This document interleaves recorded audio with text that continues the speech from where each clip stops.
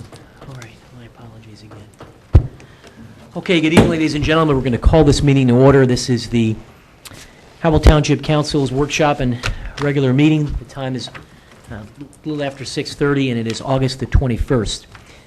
Ms. Woolman, would you please read the appropriate opening statement? Let the minutes reflect that adequate notice of the holding of this regular meeting of the Howell Township Council was provided for in the following manner. By the posting of a copy of said notice upon the bulletin board in the Township Municipal Building on January 1, 2007. By the faxing of a copy of said notice to the Asbury Park Press, Tri-Town News, and Star Ledger for publication on January 1, 2007. By the filing of a copy of said form and notice in the Township Clerk's office on January 1, 2007. The public will be allowed to attend and will be allowed to participate pursuant to the Open Public Meetings Law.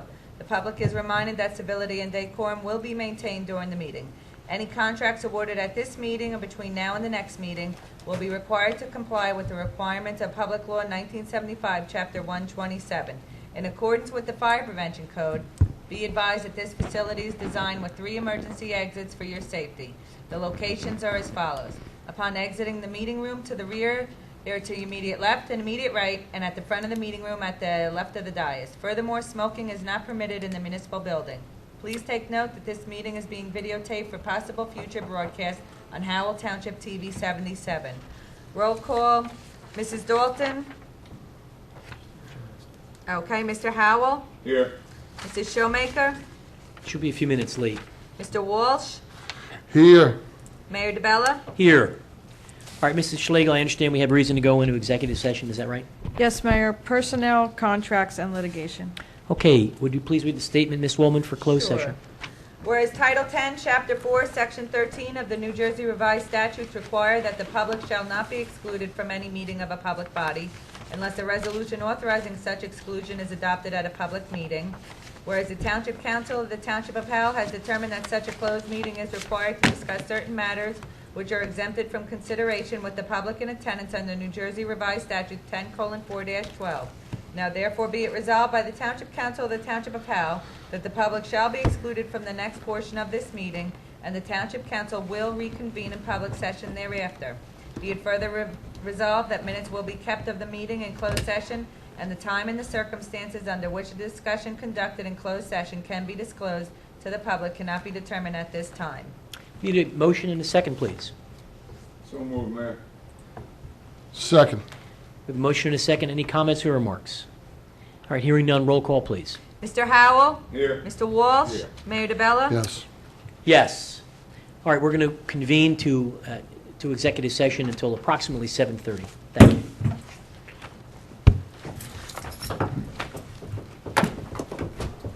Gentlemen, we're going to reconvene this meeting to order. This is the August 21st meeting of the Mayor and Council. It's our regular and workshop meeting. I'd like to extend our apologies to the public. We had matters that required confidential attention that delayed us to the start that we're proceeding with this evening. We've already had the appropriate opening statement. I'd ask that members of the council and the general public please rise for Pledge of Allegiance. I pledge allegiance to the flag of the United States of America and to the republic for which it stands, one nation, under God, indivisible, with liberty and justice for all. I'd ask that everyone please remain standing for a moment of silent observation.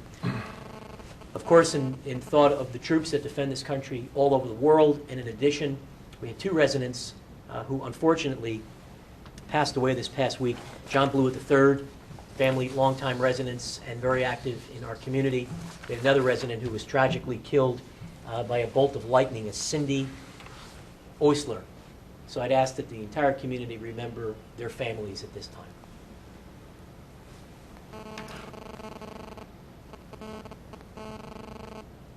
Thank you. No problem, man. No problem. I'd ask that the council please join me up in the front of the room. We have a special presentation to make.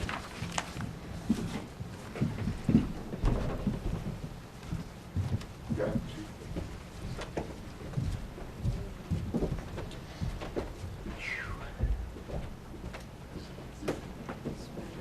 I need Mr. Howell's assistance on this. Sir. I'd like to recognize the gentleman in the audience. I'm going to call him up. His name is Russell Schneider. Mr. tonight, why don't you come up for a second, we'll introduce you. We have a long-standing tradition in Howell Township where we take a moment to recognize Boy Scouts who have attained the Scouts' highest honor, which is the recognition of being Eagle Scout. And Russ has recently attained the rank of Eagle. He's with troop number 300, and we're delighted to be able to recognize him. Usually, I'm able to go to many of the Eagle honor events, and I was not able to make Russ's. I was out of town, and so I wanted to offer him as a consolation to be able to do this on television to the entire community. So he may have made out actually better in terms of getting a much-deserved recognition. And I was asking our resident Eagle Scout, Councilman Howell, happens to be an Eagle Scout, and we're very proud of that. I think it's trustworthy, loyal, helpful, friendly, courteous, guy, obedient, cheerful, thrifty, brave, clean, and reverent. And I was thinking that it had to be something about being on time. So we apologize that we made you wait, but we're very proud of your accomplishment. It is an extraordinary achievement for those that are unfamiliar. Boy Scouts is perhaps one of the finest organizations that exist in this country, and the contributions that the Scouts make to helping develop young men are absolutely exceptional. And this is a real significant distinction because I forget the percentage, but of every 100 young men that join the Scouts, I believe it is one that actually attains this rank. And there are some very significant people who have attained this rank. Congressman Chris Smith, for example, is an Eagle Scout, someone of great distinction. And so we're confident you'll continue to achieve great things in all that you do. On behalf of the people of the community, I'm most pleased to present you with this Eagle Scout Award in recognition of your services rendered to the Township of Howell. Thank you for being the model citizen that you are. And on behalf of the council and myself, we're certainly delighted. And I'm not sure if you want to take a moment and maybe tell us about your project. All right, my project was at the McKinney Museum, the Historic Museum. There was 3 parts to it. I refurbished the horse shed. We had to strip all of the paint and then repaint it and then prime it. I put 2 new picnic tables and we put a coating on it. And the 3rd part was part of the porch. We put a 1-clear step for the elder members who had trouble getting onto a higher ledge and we had shorter. To our resident Eagle Scout, anything you should add? He's doing pretty good.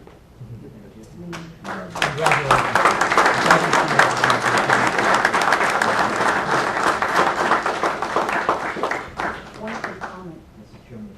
One quick comment. Through the course of my time here as council, we've had quite a few Eagle Scouts come from our community, so we are really blessed with that.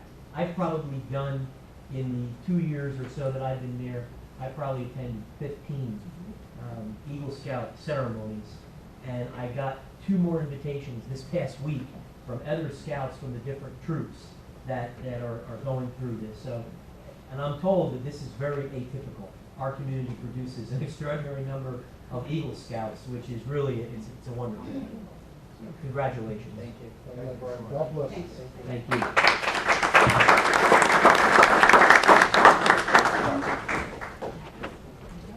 Former Eagle Scout. Never a foreman. He's always, You're never a Was Van foreman. out there, an Eagle Scout?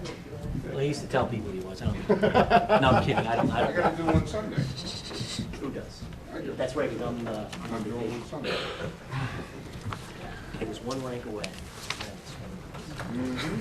I made it the 1st March. They had to come pick me up and drive me home. Okay, I'm going to call the council's attention back to our agenda. We have on the agenda Article 4, which is acceptance of minutes of previous meetings. This includes the July 10th public participation in executive session, July 17th regular and executive session, and the July 21 special meeting. I'd ask for a motion, please. So move, man. We have a motion. We need a second. Second. We have a motion and a second. Are there comments, corrections, or remarks? Any comments or remarks? Okay, hearing none. Roll call, please, on Article 4. Mrs. Dalton? Yes. Mr. Howell? Yes. Mrs. Showmaker? I abstain because I was absent, as usually I'm gone in the month of July. Mr. Walsh? Yes. Mayor DeBella? Yes. We have reports of officials. Mrs. Dalton, we'll start with you, ma'am. I'm going to abstain from the report this evening. Okay. Mr. Howell, what do you have for us? I just want to mention a couple of things very quickly.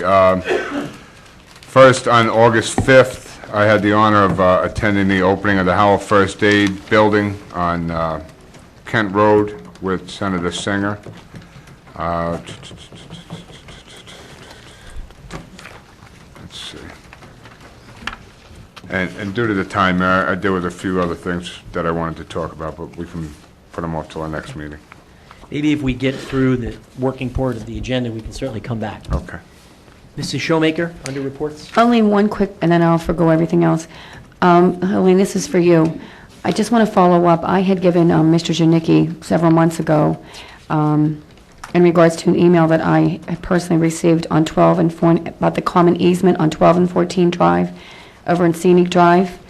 I think that's Point of Woods, where the residents were complaining of illegal dumping and drug paraphernalia and the number of small children in that area. I'm just trying to follow up to make sure that that was looked into, because I didn't get anything back addressed to me. Did you say what was the date of that, did you say? I had brought that to his attention back in April. Okay, I'll look into that. Thanks.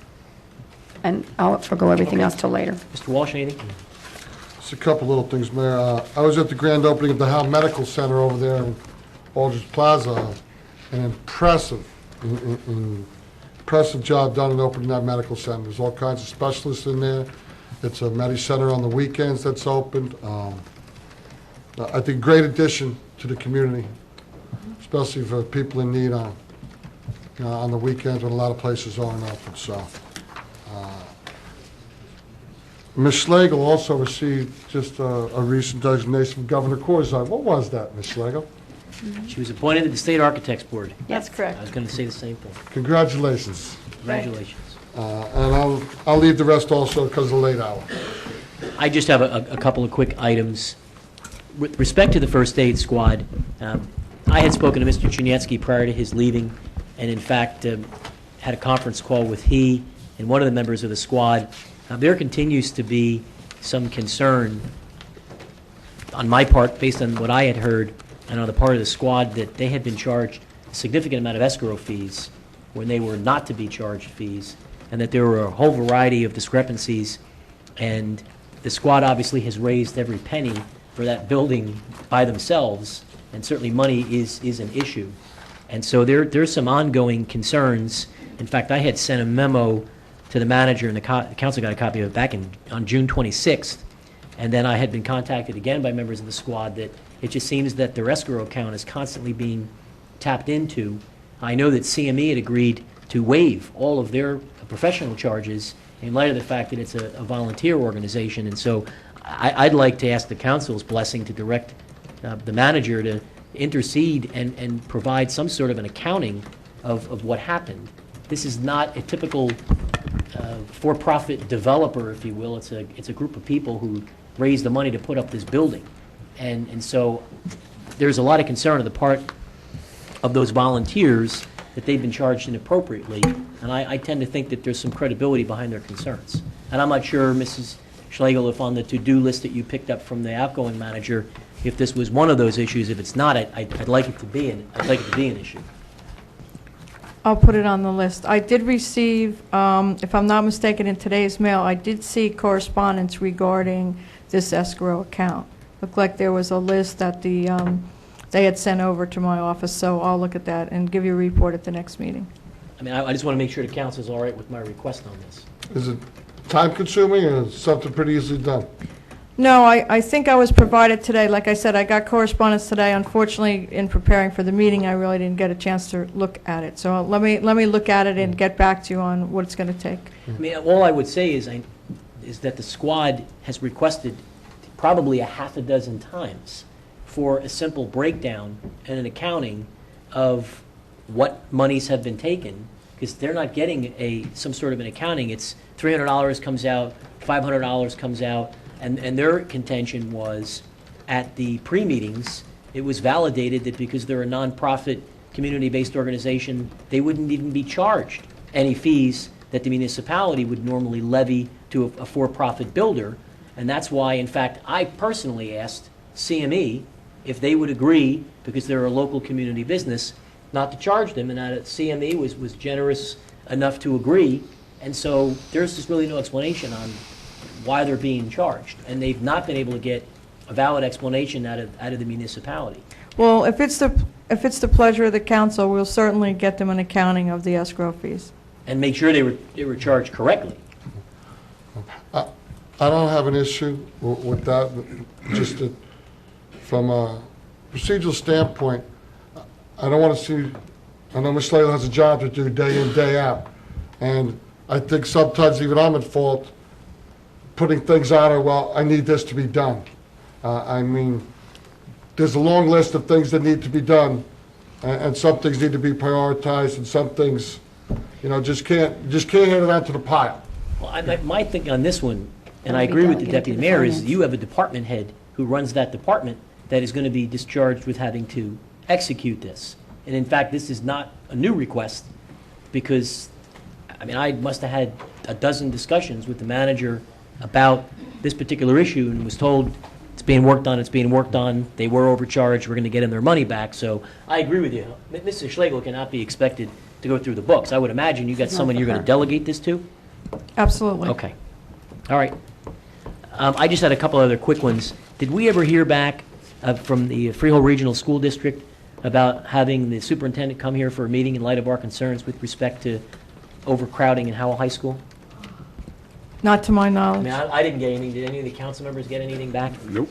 We had asked the manager, which he did, to direct a letter to Mr. Wasser in light of the fact that it's now going to be the beginning of school. Howell High School continues, in my view, to be the redheaded stepchild, if you will, and I think it's just, we've had enough of it. And so now the school is projected to be at capacity, and we already know that other schools are below capacity, so the kids that go to Howell High School appear to be in conditions that are less than desirable, and quite frankly, I think we gotta continue to push this envelope. I thought we asked sent for him a letter, meeting. yeah. We did, we asked for a meeting about 2 months ago, and to the best of everyone's recollection, including the manager, it was never responded to. Would the council want me to reach back out to Mr. Wasser again? Yeah, if he doesn't want to have a meeting, tell him to let us know. I mean, if he's not interested in having a meeting with us, At then least let us know. tell us he doesn't want to have a meeting, and we'll all go to the next the Freehold Regional Board meeting. But I think it might be more helpful to have a more productive discussion. All right, You my all agree? office will reach out to him again. We already asked, I would like an answer from them. Mrs. Sherman? Real quick, what brings something else to mind, I think during our budget hearings, I think Bob also requested, didn't you request having a meeting with the chief of police and the PBA for our overtime issues? That was another meeting I would take note of that we had asked for. That's being scheduled for the September meeting. Okay. I So- believe September 4th. We're having a meeting here in public with all those people? Well, it depends if it's of confidential nature or not. 'Cause I So think that's Mr. something that we Walsh's need to request was determine do it prior here in public, to. right? Yeah. I'll accept the meeting anywhere, but I would rather have it in public. But that's not up to me. I need to speak to our township attorney regarding what we're going to be discussing. And then he will determine if it's a closed session or public. All right, we'll wait to hear back from you. I had a couple other items, and we can come back to it. And we do have the finance review on the agenda as an add-on? Yes, we do. Okay. All right, so we're going to go to a hearing in the citizens. This is our workshop and Excuse me, regular... Mayor. I'm sorry. I wanted to give I at least an apologize, update Mrs. on Schlegel. the... You're right. We have your report as well. I'm sorry. Go right ahead. Well, first off, I just want to make an announcement that we have started work on Freewood Acres Park and also the Hoffman Field irrigation that we've been waiting for. So that's some good news. I also need to recognize and thank the OAM for their prompt response and their continued communication during a July 18th storm, which had extensive flooding on New Friendship Road. Last week, we had the Freewood Acres sewer odor, and you had asked for an update. What we did was, at your direction, we went out and we TV'd our lines. What we found was our lines were clear. So after careful consideration, we feel that it is likely that the problem exists in the Mercer line. The problem did not occur clearly from what the residents had told us, from reports that I received from the health department, is that there was no problem prior to the relining of the Mercer line. So it seems that the biggest problem is where that line takes that 90-degree turn. And in front of you, I had left you a map there that shows the residents. The ones in blue are the ones that we TV'd the lines, which were the people that were directly affected, and we're continuing to finish the rest of them. After consultation with our professionals, we feel that there was the increased velocity caused by the slip line is causing some impact on that sewage. So our recommendation is that Mercer be requested to find a way to lower the pump rates and adjust the cycle time, thereby slowing down the velocity of the sewage. Additionally, we feel that we should request that Mercer put a new bolt-down locking airtight manhole cover at that spot where that takes that 90-degree turn, and consider additional venting upstream from this area. And we ask that they meet with the township the township engineer, as well as our utility engineer, in determining what would be the best place to do that. So I would ask that we send a letter to Mercer with these recommendations. Is the council in agreement with having the manager send a letter with those recommendations? Yes. Mr. Nunziata, town engineer, do you agree with sending this letter? Yes, I do. I'm all for it. I would like it all to be documented, though. It bothered me greatly that residents said that they've been complaining for a couple of years, and we knew nothing about it, because they weren't complaining here. So I want everything I want to see the documentation that we send out on this. I want to be informed in writing of their answers. Absolutely. Okay. We did have a meeting, just for your knowledge, we did have a meeting with the health department, and we got a chronological order of any complaints that they received, what they were. There weren't quite as many as were represented here. There were or Were not. how many were there? There were approximately, I believe, like 30 complaints. So it wasn't as many complaints as represented at the meeting. There may have been that many calls, but what they had logged in were not that many.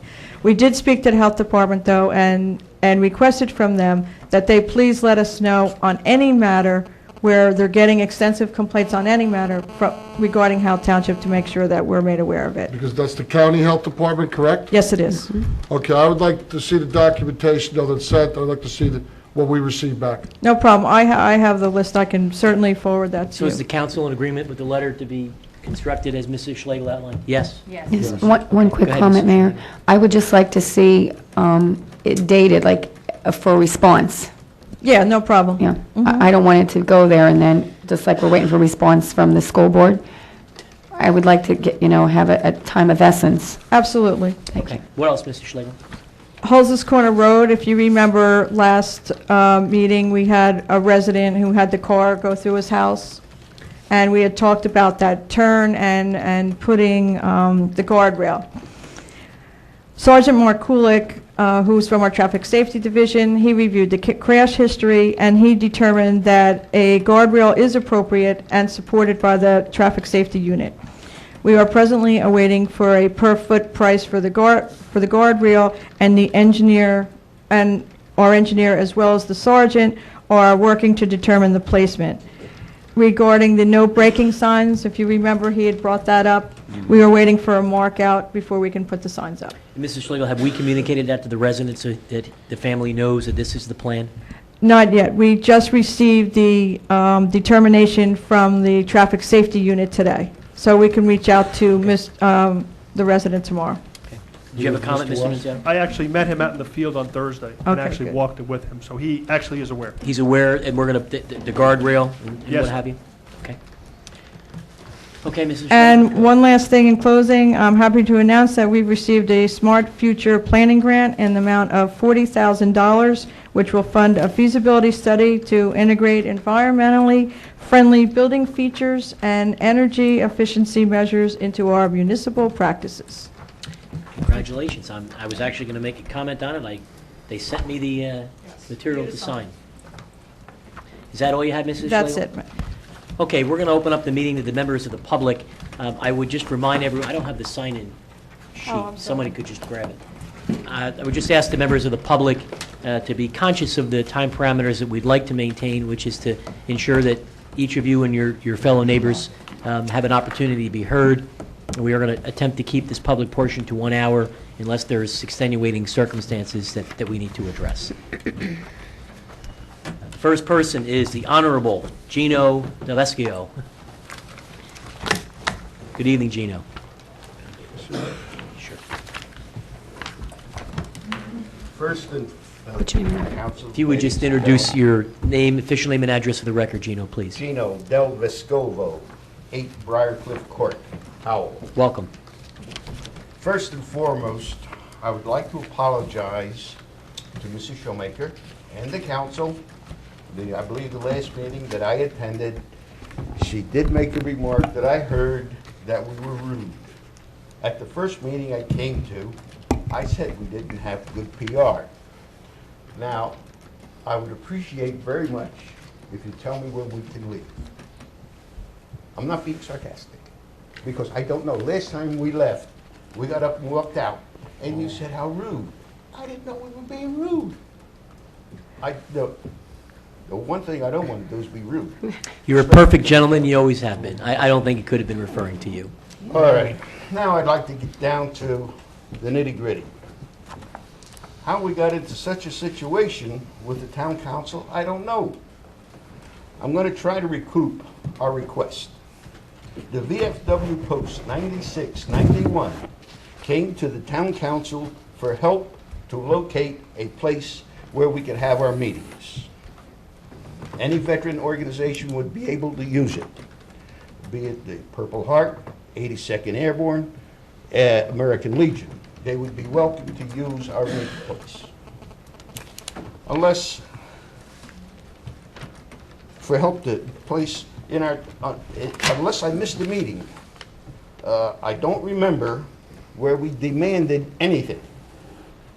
We were willing and able to pay renovations for the OEM building, which was mentioned as a place that we would be able to have our meetings when it became available. Our commander at that time also mentioned that we would be able to put up at least $30,000 to help renovate the building. Town officials came back to us to renovate the building at $135,000, which I think is unreasonable. I don't see how it would cost that much. Okay? We are community, I'm going to try to cut this short. I had a lot of stuff here. I'm going to try to cut it short. We are community-oriented. We have essay contests for children in school. We have the Patriot Pen. We have Voices of Democracy. And the Eagle Scout that you honored tonight, we will donate $50 to him. All he has to do is apply for it. And the Scouts also help us flag the cemetery. Now, I have a deed. Now, it was mentioned that no town had ever given anybody a place for a meeting hall. I have a deed from Freehold, Borough of Freehold, that they sold to the Cross of Malta, which is the VFW, approximately, I don't know, what is it, the measurements are here. There's the deed. They sold it to the VFW for $300 in 1965. Now, my thought as far as the OEM building, if the building is that much to renovate, why don't we condemn it, and maybe we can buy the land that it's on? Just a thought, not a demand.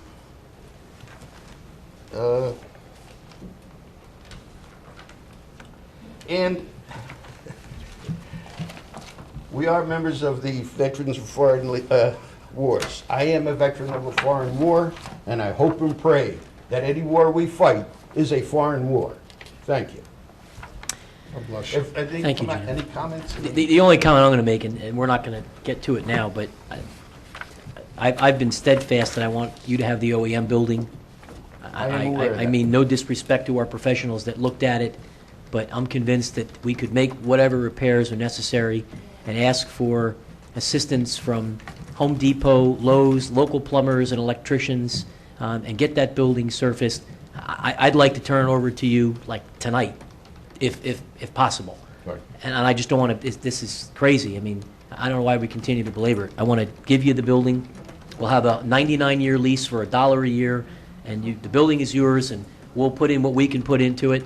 And if you want to come up with other volunteer resources, you have a lot of talented members to make the other changes, let's just do it. I'm going to ask, I mean, now's not the time because we're in a public hearing, Okay. Well, that's but my that's what I would like us to do. And I'm sure, I'm hoping everyone's going to agree.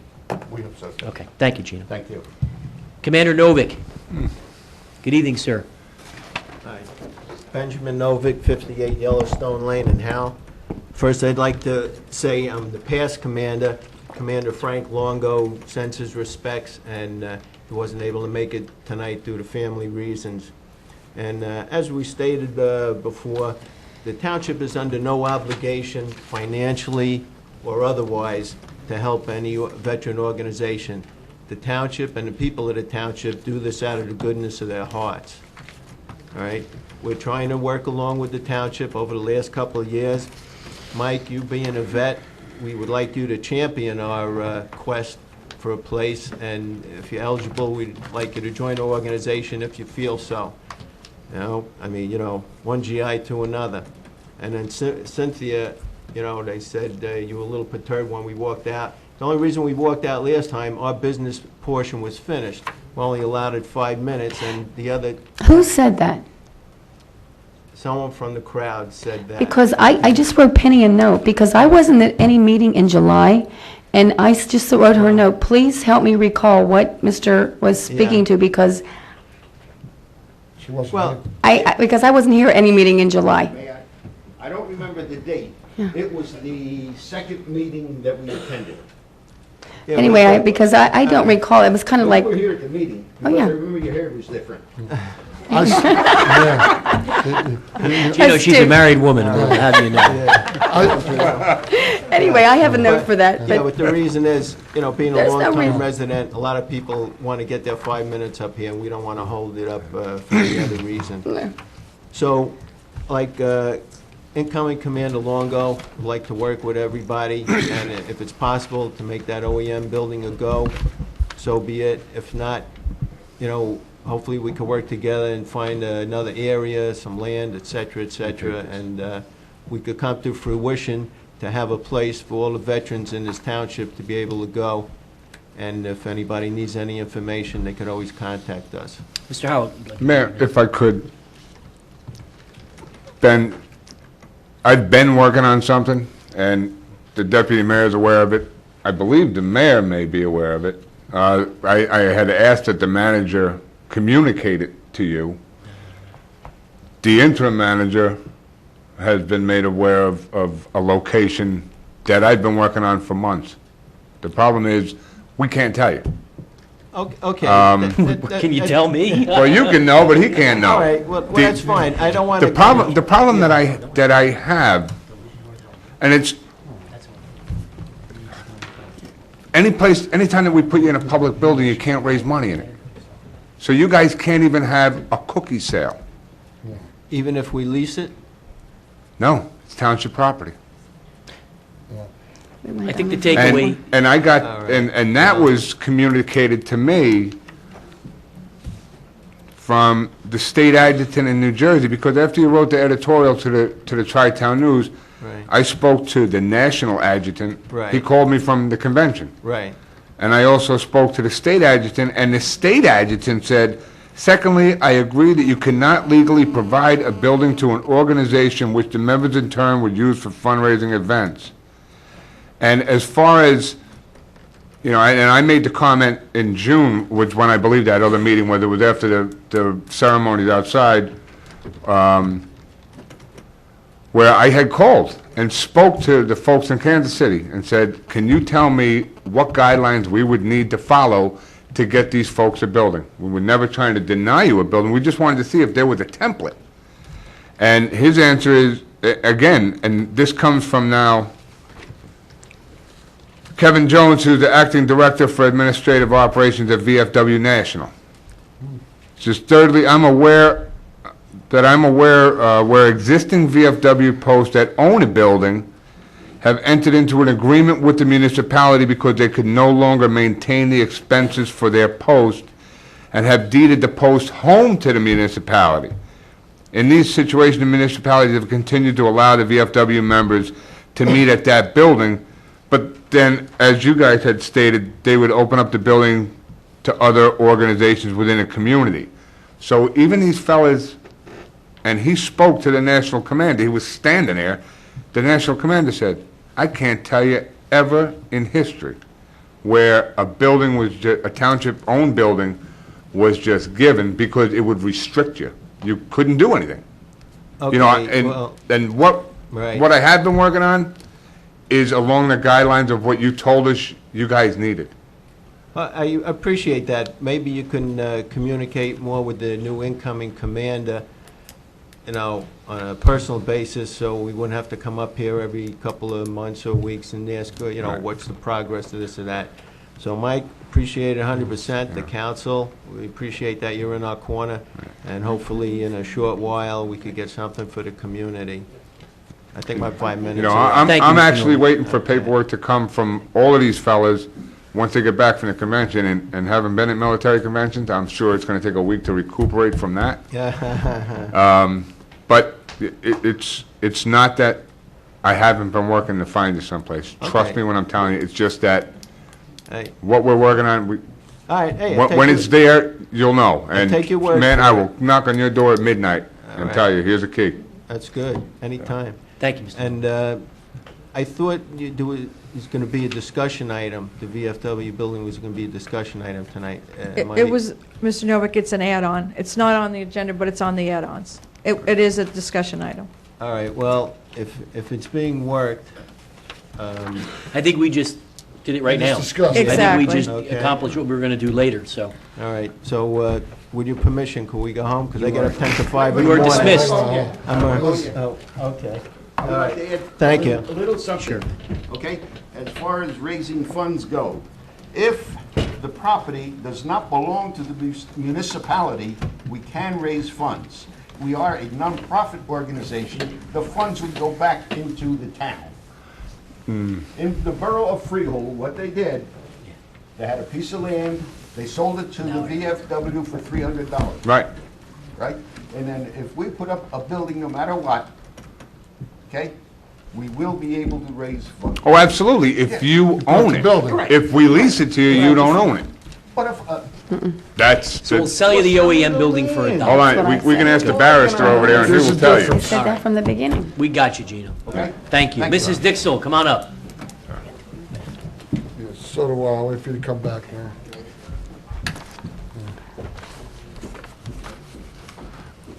Can I say one thing, Ms. Dixell, before you start? In Councilwoman Showmaker's defense, I've sat next to her up here for a while, and I didn't hear her say one disparaging thing about the VFW ever. I just want to say that. I just want to say that, because I have sat next to her, and she's very concerned about trying to help you also. I'd like to throw her under the bus if I could, but I can't in this instance. Go on, Mrs. Dixon. I didn't want her to feel that we were rude. I don't I know just where you wanted- got that impression. I wanted to go on the record. You're listening to the About wrong that. side. It's on the record. Yeah. It's on the record? That's It's on what the I care record, about. Deputy Mayor, it's on the For the record. record. Ms. Dixon, you're Good up evening, next. Good evening, everybody.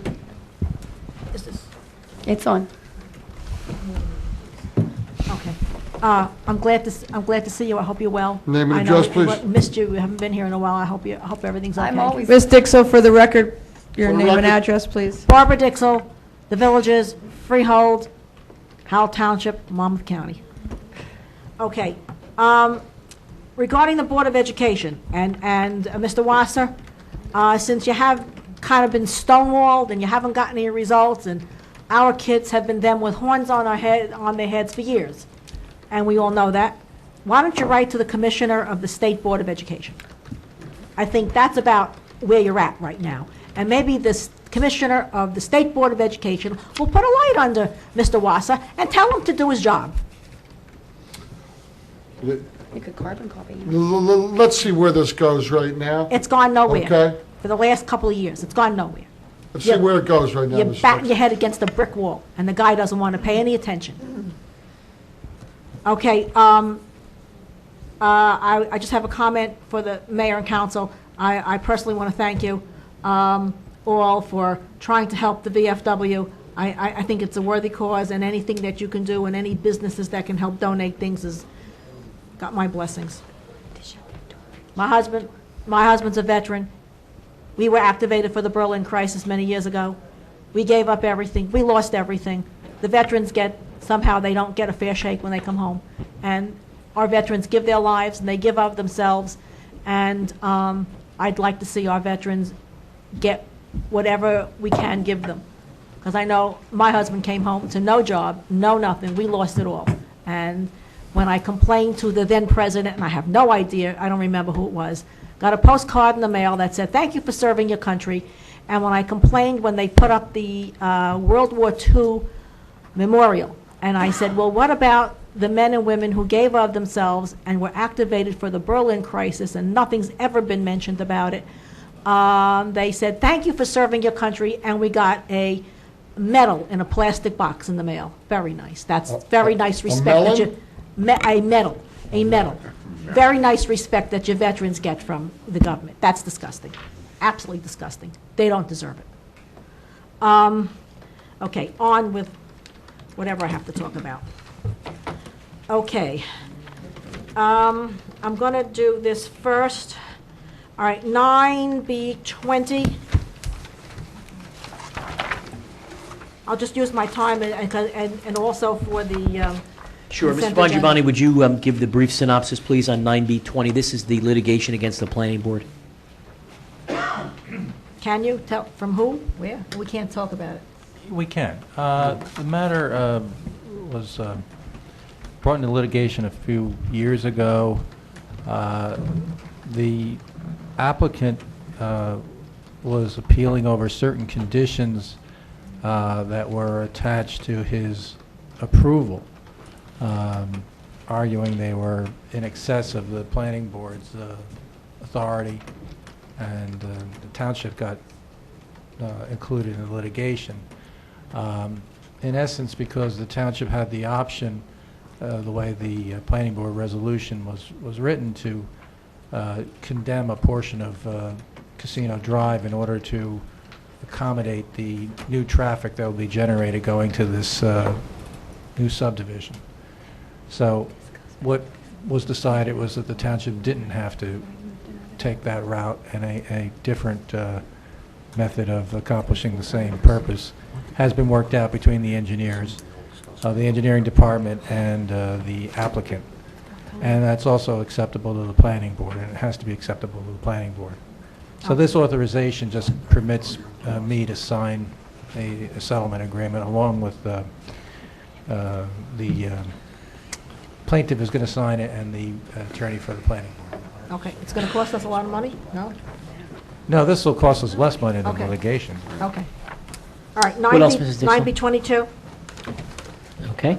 Requesting the state of New Jersey to take financial responsibility for the cost of a statewide gypsy moth control program. You have a question? I thought she said 22. 9B22. 9B22. Oh, I'm sorry, 22. Come on, man. Authorizing the local government to make a correction of the title, text, or amount of any item appropriation appearing in the adopted budget. That's 65.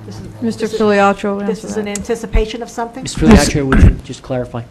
This is a sister resolution to 9B9. 9B9 asks for the addition of a grant into our budget, Okay. and that grant requires a match. Now, we anticipated this and do have an appropriation for future match within our budget, so what we're asking here is, it's a sister resolution to ask the director to approve the movement of that money to the proper line that we can spend it on. Great. Okay. Okay. Okay, I'm going to go, I'm going to jump around. 9B24. 9B24, authorizing the request for reduction of performance guarantees for TNR, the cabin on Route 33. Mr. Nunziato. Okay, go right ahead, sir. The applicant has performed or constructed the parking lot and some of the site improvements Right. for his bond estimate, so he's simply requesting a reduction to 30%, which is allowable under the land use law. Has he been to the zoning board yet? He's got his approvals, yes. Okay. 9B26, when was this approved? Authorizing the acceptance of performance guarantees for George Harms Construction, Yellowbrook and Cranberry Road. Again, Mr. Nunziato? Yes, he has secured his approvals from the planning board, and this is the performance guarantees for the site work on his property on Yellowbrook Road. Okay, now I'm gonna, okay. Okay, 9B30, 9B31, 9B32. 30, 31, and 32. Okay? These are all corrections. Mr. Bongiovanni can explain it a little bit better. Authorized request for reduction of performance guarantee for U.S. Homes? Well, this was actually resolutions that were done, slightly different versions of them done at the last meeting, and these replace them and amend them, because there was some factual information that was simply erroneous on them. This is a development that was originally approved as one parcel, but then as in the development phase, in return for certain things that the engineering department wanted and the township department wanted, which wasn't really part of the approval process, they were, in return for that, they were allowed to sectionalize to build the development in 3 different phases. Now, I And know apparently that. 3 different builders built it. They flipped it to 3 different buildings. 3 different builders built it. And so that now when you have this issue with changing of the performance bond, basically they're moving around monies from one account, transferring from one account to another account. The important thing is that the township is getting the money to assure performance where it's needed. Mr. Bongiovanni? Yes. If I remember correctly, they were reducing cash. In other words, it wasn't bonds the last time, it was cash, right? One of them, yeah. Okay. Well, I made an issue of it then. I was told that it's still not bonds.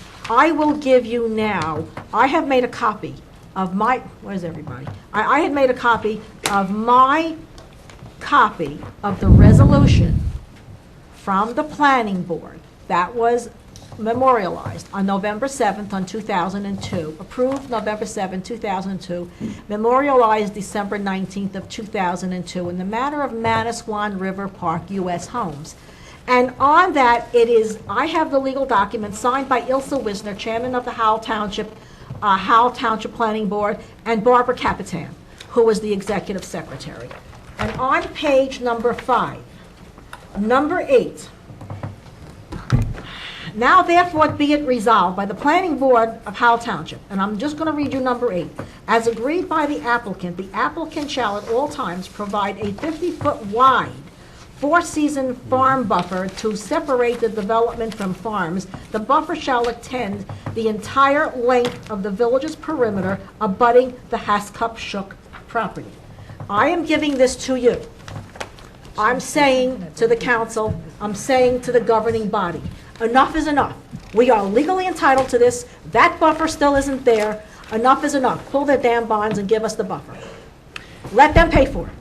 I'm giving this to you. This is a legal document signed by our township. Okay. Enough is enough. Hand it over to Mr. It's 2002. Nunziato. Pass it No, down I'm to- giving it to you. You're the mayor. You're the chief executive officer.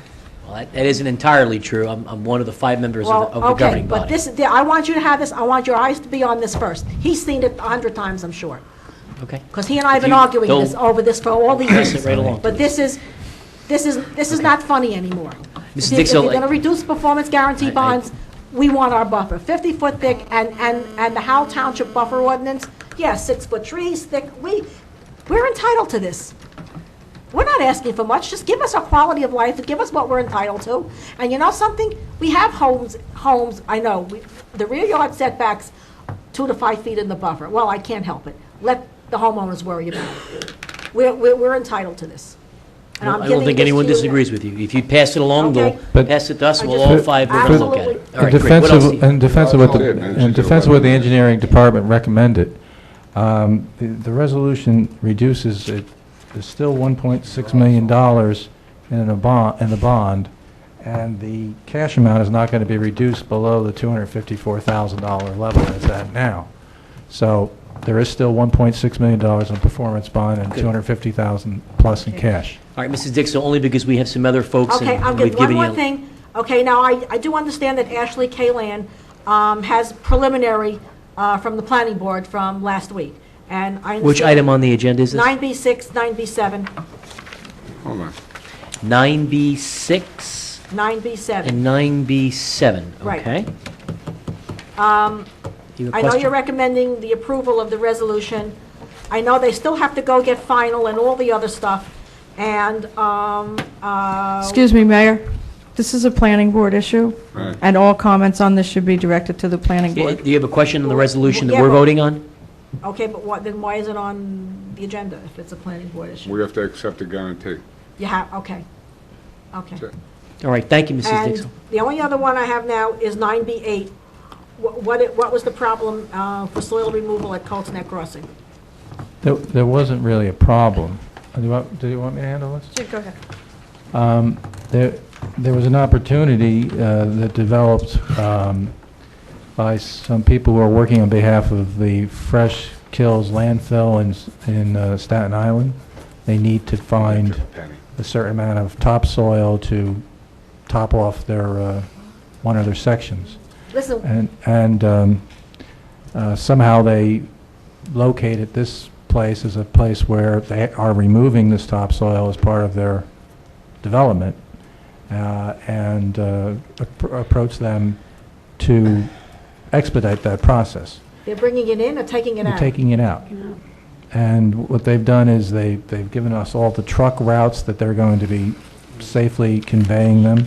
They've done soil samples to make sure that everything is Does any of clean. that soil have any historic pesticide contamination on it? Well, We have our Okay, township engineer, I need to ask, we Okay, have that's fine. some other I just folks... want to answer, that's a very important question. our I township don't disagree with engineer you. has a We'll- full soil testing Good. results. You Good. can Like this- connect with this- him during a break, or Right. we'll make sure we get you whatever your questions are. Because if it is contaminated, we need to know about it, and there needs to be deed restrictions, and there has to be all kinds of other stuff on it. They're taking it out of town. I understand that. But if it is, and the land is contaminated for any reason whatsoever, then that needs to be dealt with by the DEP, and they need to be We have the notified. soil test results. Yeah, as a part of the planning board process, they did the, I mean, All right, we'd I'd be like a happy. copy of that. Thank you, Mrs. Dixell. Mr. Thank you. Librio, welcome, sir. Come on up. Mayor, before Mr. Lebrio gets up here, would it be possible to reach out to Colts Neck if we could use the topsoil somewhere in town instead of having them ship it off somewhere, if they could give it to the town? They have offered that, and it is still an open offer. Yeah, there's more, they have a lot more topsoil. All right, because maybe like the schools could use it so that they could grow grass instead of whatever it is they call that they have on the fields there. They have a lot over there. I was there the other day driving through it. Okay. Terrific. Mr. Librio, good evening, sir. Welcome. Hold on, we need to get Mrs. Dixell. Go ahead, sir. The floor is yours. John Librio, 35 Starlight Road in Oakland. Good evening, Mayor, Council. Good evening. Just a couple of quick things. First of all, I don't know if any of you or anybody here has ever experienced going to like a concert night at Windward Beach or over in Berkeley Township at their Veterans Park. They have a wonderful program there where they utilize the land. They have an amphitheater, which was built by township employees. The material was donated by the various stores. I know Mr. Howell's heard this from me before, but I wanted to put it on the record.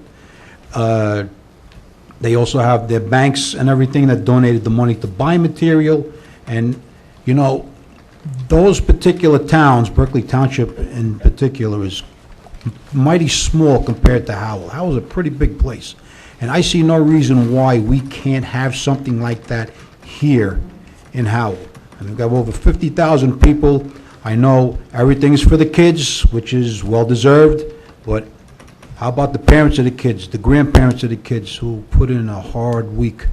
They like to go out at night, you know, with the kids and go see something together.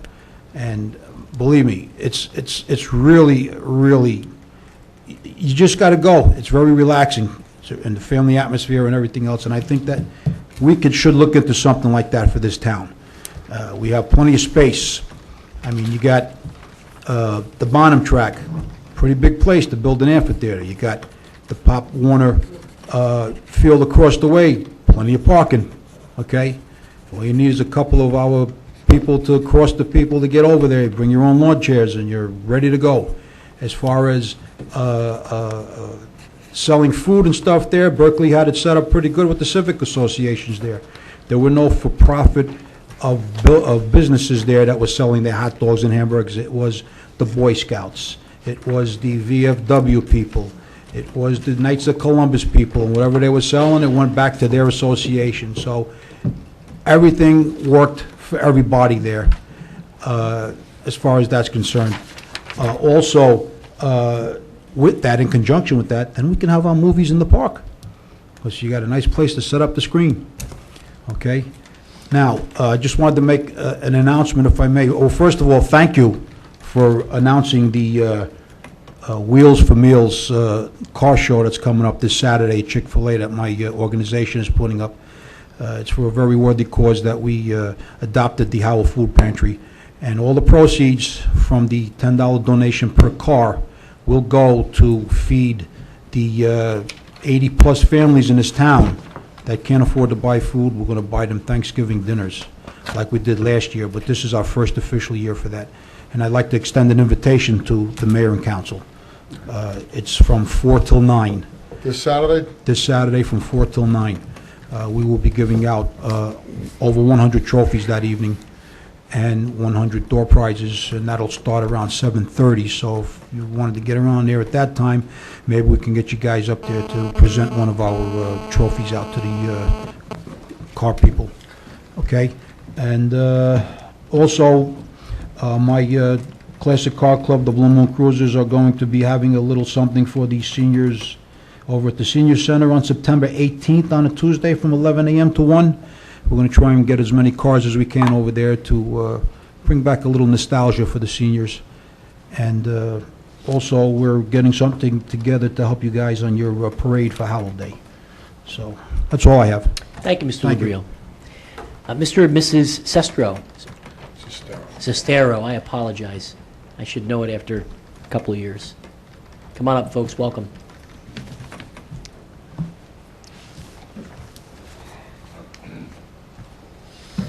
Go right ahead, sir.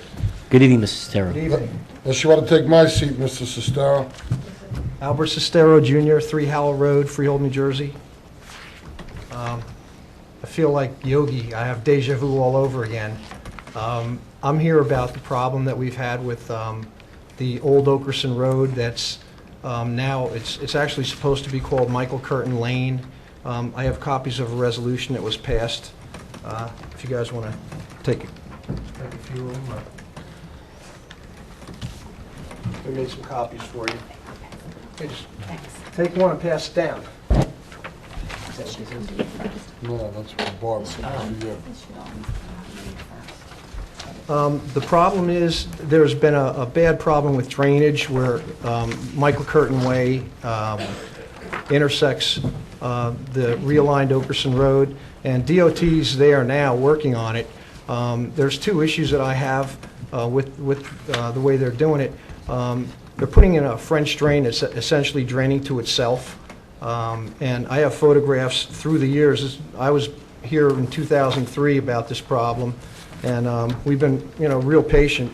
We've kind of ruined a couple of our cars going through it and stuff. We do have frontage on Howell Road, but it's a 50-mile-an-hour road in front of our house, and we've had a couple of accidents exiting that driveway through the years, so we prefer to use the rear entrance. The problem with DOT, I looked at the plans the other day, and they told me basically that they're putting in a French drain that's going to drain to itself, and they have no plans to repave over it. They said they're just going to backfill it, and I guess we're going to be on our own. There's hard pipe across the road, across the realigned Okerson Road, that drains properly into a basin on the, I guess it's the Agape property, and then it's going into a stream there. And one of my neighbors, John Foreman, and I kind of feel that the same thing should be done, that stuff should be piped over. I took the liberty of taking photographs that, the photographs are today, just before the meeting, around 6 p.m. I'm concerned that that we're going to be back in the same situation, that we're just going to be left with a pile of dirt. We've driven over a pile of dirt for a number of years.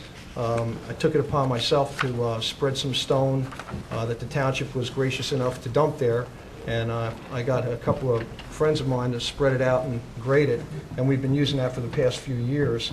The guys are on the site now, and it's going to be a mess.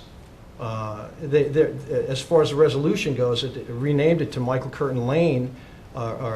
There has been nothing else done there. There's no sign up. There's supposed to be a stop sign, and I know that we're the only ones that use it. I've been mowing the sides of the road to try and make it look nice and stuff, but it's tough on us, and I've come to you guys before for help, and you helped me out before, and I'm asking for your help in this matter now. Mrs. Schlegel, if I may, to Mr. Nunziato, because I remember we were asked by the residents to keep that road open. There were originally some flooding concerns that were there. If you want, Yep. you can take a look at these. And Mr. Nunziato, can this you... photograph was taken, this is a few years ago. I mean, that's what we had to drive through. If you could give those to the manager. Do you want Give one to Helene. Okay. Oh, there you go. It's pretty rough. That's all. The drainage problem now, they cut a trench. You'll see it in the photographs. They're not draining it anywhere. It's just going to be, once that fills up, it's going to be full. And I mean, there were cattails growing there. There was ducks living there. You know, it was kind of beautiful, but we were supposed to try and drive through it. So I don't know what we can do with it. You know, I've tried to reach out. You know, I've written numerous letters and what have you. And the DOT says basically that, you know, they don't have any plans to do anything other than what they're doing. Mr. Nunziato, can you provide some background on this? Is there anything that, to your knowledge, that we can do? When Old Okerson and New Okerson were constructed, it was apparently an oversight by the DEP to address the drainage on Old Okerson. And of course, when the water sheet flowed across that road and drained into Mr. Foreman's farm, you know, he put a berm up to keep the water off so that would stay in the road. DOT was trying to acquire property and design a basin in one or two locations, and they have begun doing that. We haven't been involved in their design at this point, but it appears that we should probably take a look at that with them and work towards a longer-term solution. We were supposed to meet with them, I think, 7 o'clock in the morning. I talked to John Foreman, and he called me because he's, you know, his property's right there, and I guess because of the rain, you know, there was nobody was there. It was actually supposed to be 8 a.m. this morning. No one told me. And I actually received, actually it was Mr. Foreman that came in and mentioned, and This told. morning? No. Okay. I believe it was Friday, Thursday or Friday. Right. I can't remember. But I assumed with the rain that didn't happen. Nobody's on And site. just to make you aware, and I think it may have been your wife that had called, and I immediately contacted the engineering office, so I apologize to her if I didn't communicate that to her, but we did not ignore it. We have not received anything, and Bill, correct me if I'm wrong, we have received nothing from DOT and what they were preparing to do. Is that correct? That's correct. And I've had at least 4 conversations, lengthy conversations with Mr. Foreman, who's probably giving more information than the DOT has. Well, I saw the plans, and, you know, I'm not surprised that you haven't received anything from DOT. I was on top of it. We've lived there probably 25 years, and when they were first realigning the road and doing the improvement there, they had told us one thing, and then about a few months before the project started, then they told us they were going to break up the road and then tell me I'll get more property, but I won't be able to get to it.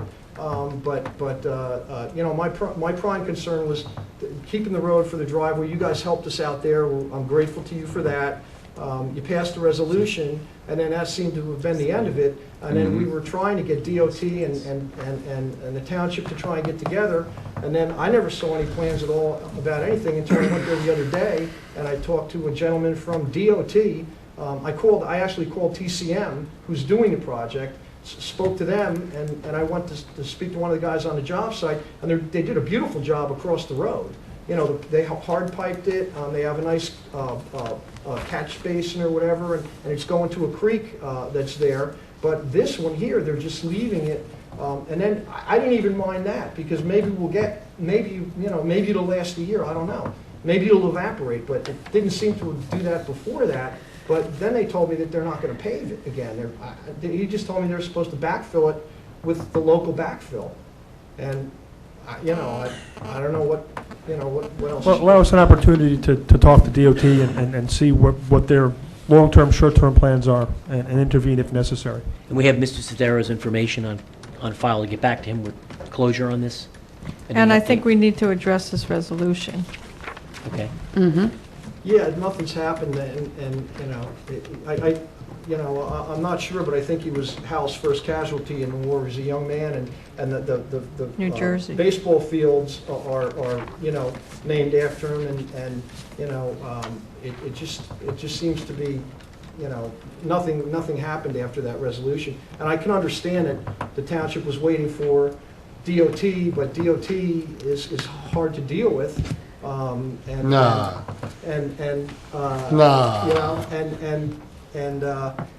Then when they move, all of a sudden they move, and in this case they're actually not doing. I'm not an engineer, but I can tell you that that thing's going to fill up, and that's going to be that.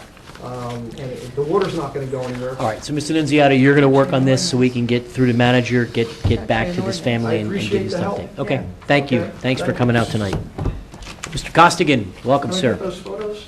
Yes. Oh, yes, I just passed them to the council. Thanks. Thank you very much. Good to see you again. Thank you. You're welcome, Mr. Sestero. Thank you very much, Mr. Walls.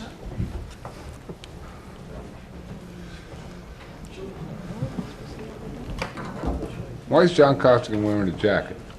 I just came from someplace. I don't know if it's Oh. going to be cold or warm. You don't get dressed up for us, John. No, not for you. Well, you get dressed up for me, so. Good evening, Mr. Costigan. How Good can we evening, help you? sir. John Costigan, 214 Birdsall Road. I just wanted to bring up, first of all, Mr. Sestero and I, we had the DOT guy in here a couple of years ago, trying to go through those same problems, and I guess it's rough. I'm sure you know it, but it's hard for him to back out. He's right close to the light. It's very dangerous. So he's willing, and has been over years, going forward and going out Overson Road. Then they changed it all. So anything you can do would be helpful. My concern is, several weeks ago, I brought up and asked if the council would consider a few things. One, maybe a resolution in support of doing something about the illegal immigration that we have in this country. At the time, the U.S. Senate, who in my opinion lived in a bubble, was considering redoing the laws that they're not enforcing now. There's laws now on the books that for 21 years that they haven't enforced. Now, the mayor of Hazleton, PA, has come out and started to do something to enforce what the country is not, what the federal authorities aren't doing, that's enforcing some kind of laws to protect his town. Morris County, the Morris Township police have put in for grants that some of their policemen get to be deputized to deal with the illegal aliens. I just noticed that Kim Guadagno, who's a candidate for Monmouth County Sheriff, has come out, and should she be elected, or perhaps if anybody gets elected, she's going to look into getting grants to allow the Sheriff's Department to be inquiring about the legal status of some of the people that they take into custody. And I know that Jeff Cantor, a freeholder candidate, has also put something in the newspapers, because I've read about it. Maybe it's time for the township to do something. So I'm hoping you'll consider thinking about some kind of a resolution in support of these things. It's not happening from the top down. It's going to probably have to happen from the ground up. In addition to that, I have to look because I forgot what I was going to say here. Well, I lost it. It's okay. Time's lost, but I started writing it down, I forget everything. Oh, I know what it was. At the time, several weeks ago, I asked that maybe you would see if the police department in Howell Township could consider taking advantage of the grants to get some of their own officers trained in order to be able to deal with illegal aliens. We do have a large group of illegal aliens in Lakewood Township to our south, and also not that far away in Freehold Borough. So perhaps, maybe I'll finalize it by saying perhaps, as we've all looked at in the newspaper, one of the fellows that executed 3 of the 4 college students in Newark was an illegal alien, and because no one looked into his illegal status before, he had done 2 other things. He assaulted people in a bar fight, and he aggravated assault on I think it was a 5-year-old. I know it was under 13, but I think it was a 5-year-old girl, and he had been assaulting her for several months. So, I thank you. Thank you, Mr. Costigan. Mayor? Go right ahead. Mr. Costigan, I believe the program that you're alluding to is the 287G program, which would allow, once people are taken into custody, if the officer is deputized and trained to do so, he would be able to check on the immigration status of the individual. Yes. Right now, that doesn't currently happen. Nothing happened.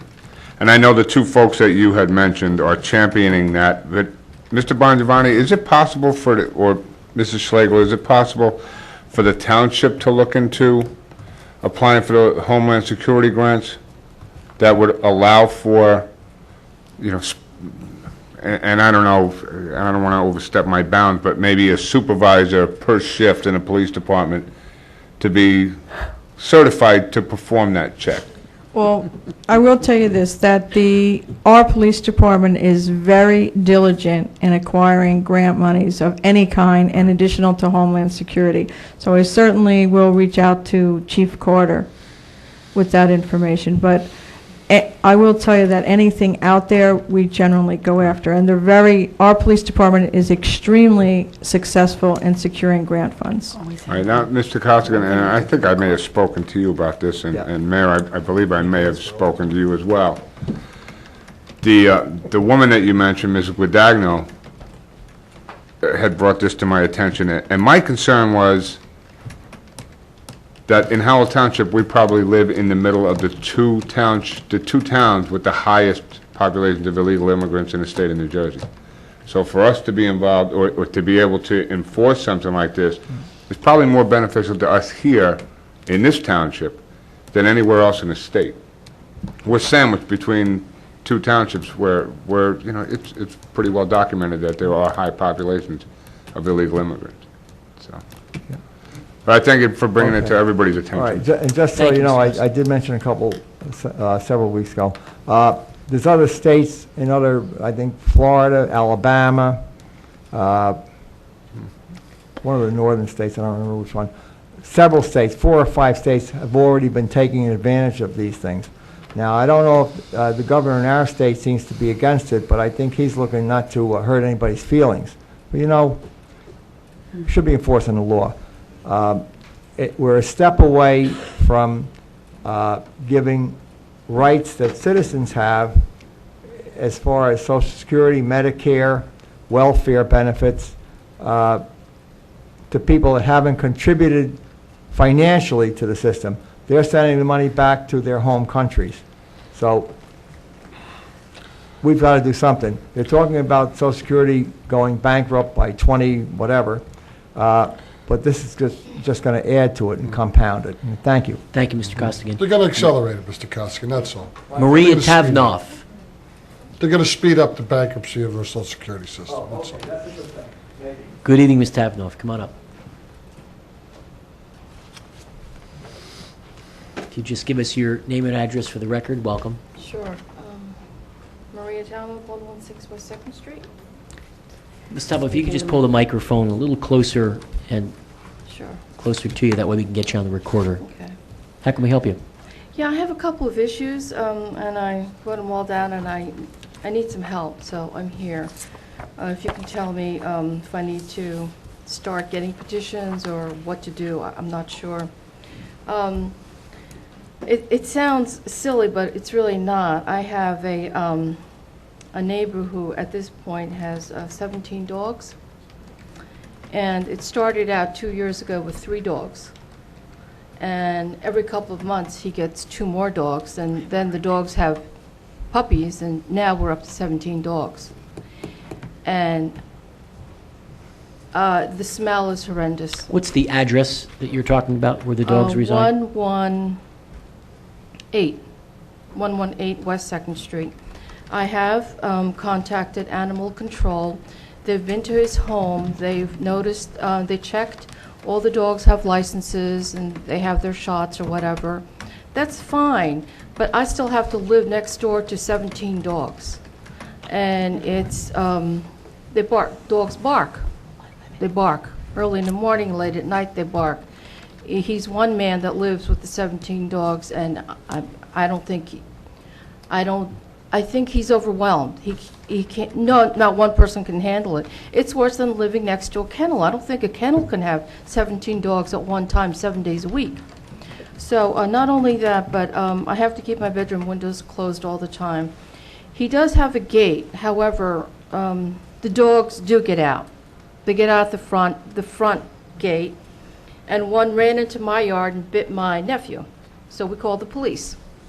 Luckily, nothing, you know, he didn't, what he did was he took off my nephew's shoe and didn't really hurt him, but he's scared of dogs now.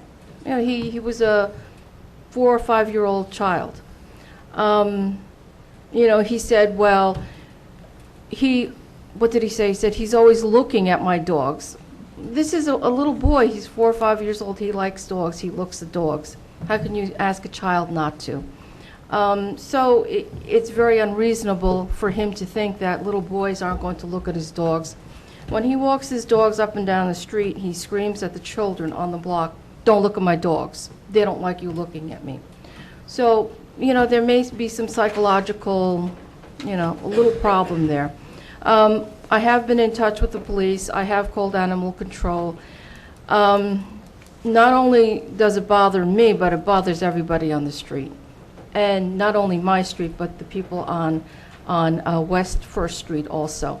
So do you think at this time that I should get a petition going, or can we have some kind of an ordinance for Howell saying that we can limit the amount of dogs one household can have? Let me ask Mr. Bongiovanni, what regulatory authority do we have on this kind of matter? Well, right now, we really don't have any. The issue would be whether or not we're preempted by state law or by, by state law and through county regulation of Board of Health, if we're preempted from that area. I've been noticing that townships have been somewhat more active in ordinances involving like feeding stray cats and that kind of thing. There have been ordinances prohibiting that. So I think that possibly if the township is not preempted, which I would have to research, the township could limit the number of domestic animals based on the living space of a neighborhood or of the individual lots involved under the policing power, the general police power, because under the general welfare clause, this kind of a policing regulation would not have to bear strict scrutiny, because I don't believe the ownership of domestic animals is a constitutional right. So maybe a lot of pet owners would believe that it should be, but I don't believe it is. So it is something that I think could be looked into, but it's not currently being looked into by us. We are working on a dog kennel ordinance right now, and through that, maybe I can research it further to see if the township thought after a public hearing that it would be in the community's interest to try to set limits on the number of domestic animals. And Mr. Bongiovanni, if such legislation were passed, would someone, as in the case of this individual's neighbor, be grandfathered because they would have had this 17 dogs, if you will, prior to the adoption, or can this be made? I don't think so. I don't think they would be grandfathered. So they would not be grandfathered? No. All right, is it the pleasure of the council that we should direct the attorney to look into what regulatory measures that we can implement to address this issue? Yeah, I believe we should have them look into it, but I would be worried about the grandfathering. Obviously, I don't want you to have to live next to 17 dogs, but I don't want to say at the same time, okay, you can only have 3, and then the guy has to put 14 of his dogs down because he can't find new home for them. If it were a land use ordinance, I would say, you know, grandfather issue might be a different story, but if it was under the police power, the general welfare clause, I don't think that would really apply. Again, this is all very theoretical. I'm sure there are other people in Howell Township and other towns that face the same kind of problems that this particular resident is facing.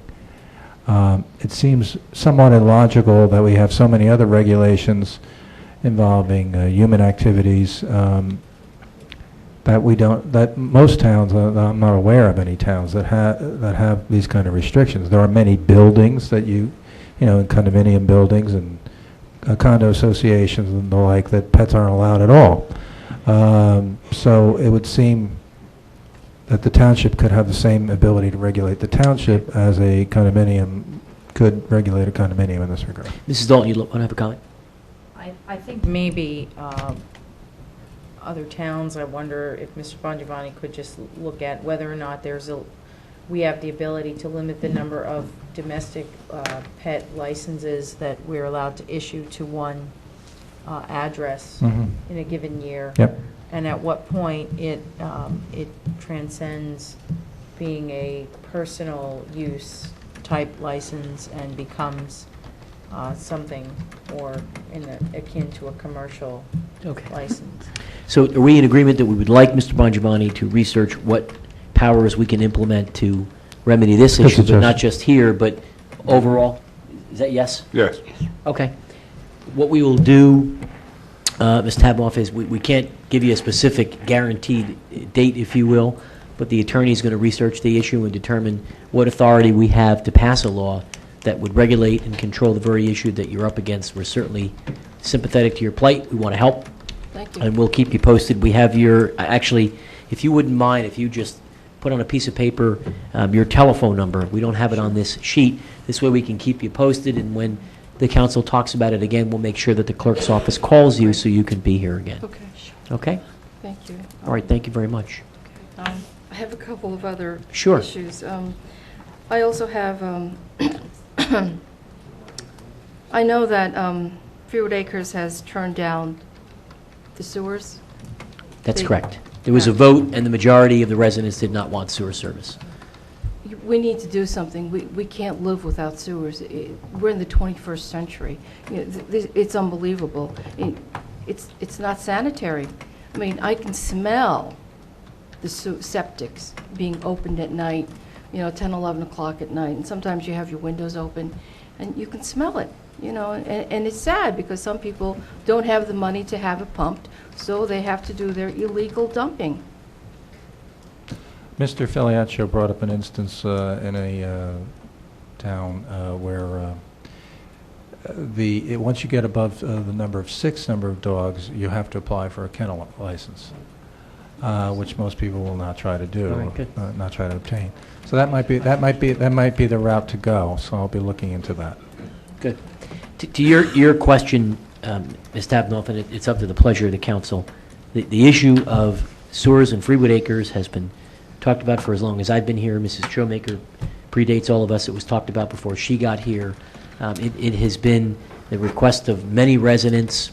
We ultimately decided to put it to the test of democracy because for every person that said they wanted it, there was a person who said they didn't want it. Or at least 3 who said they didn't want it. Or at least 3, and I understand. so we sent out a vote. We sent every resident a registered letter with a ballot, and the majority came back. I don't recall the vote, but it... I don't recall, but we can get it from the clerk's office. Unfortunately, it didn't pass, and I don't know all the individual reasons why. There are some people that don't want it, some that do. I happen to agree with you, that the conditions are unsafe and unsanitary in certain areas.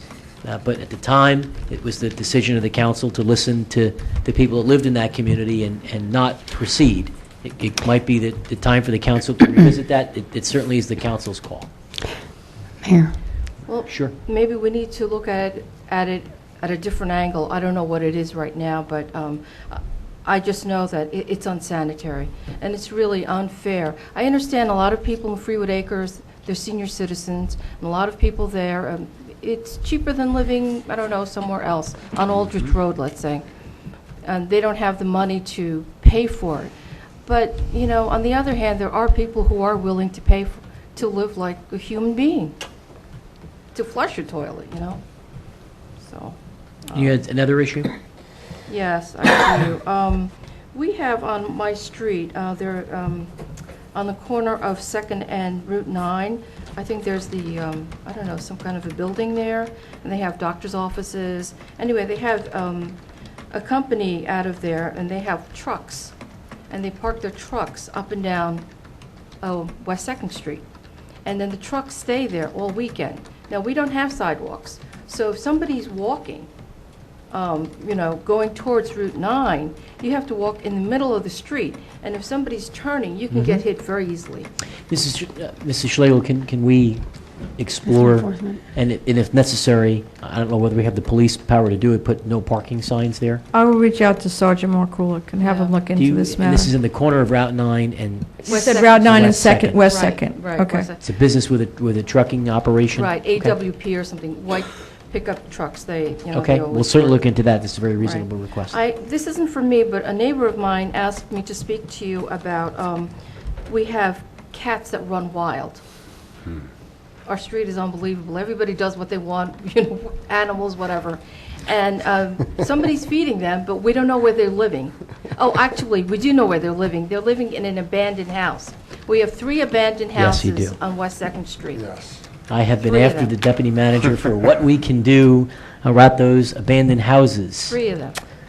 And cats live in them. And somebody thinks there's rats. I've never seen it myself. So. Well, ma'am, I'm sure it's a pretty safe bet they're not living in the house with the 17 dogs. That's right. Okay, well, I don't know that legitimately we have a scientific way to figure out where, you know, certainly where the cats are coming from. I know where I they're don't- living. I know where they're coming from.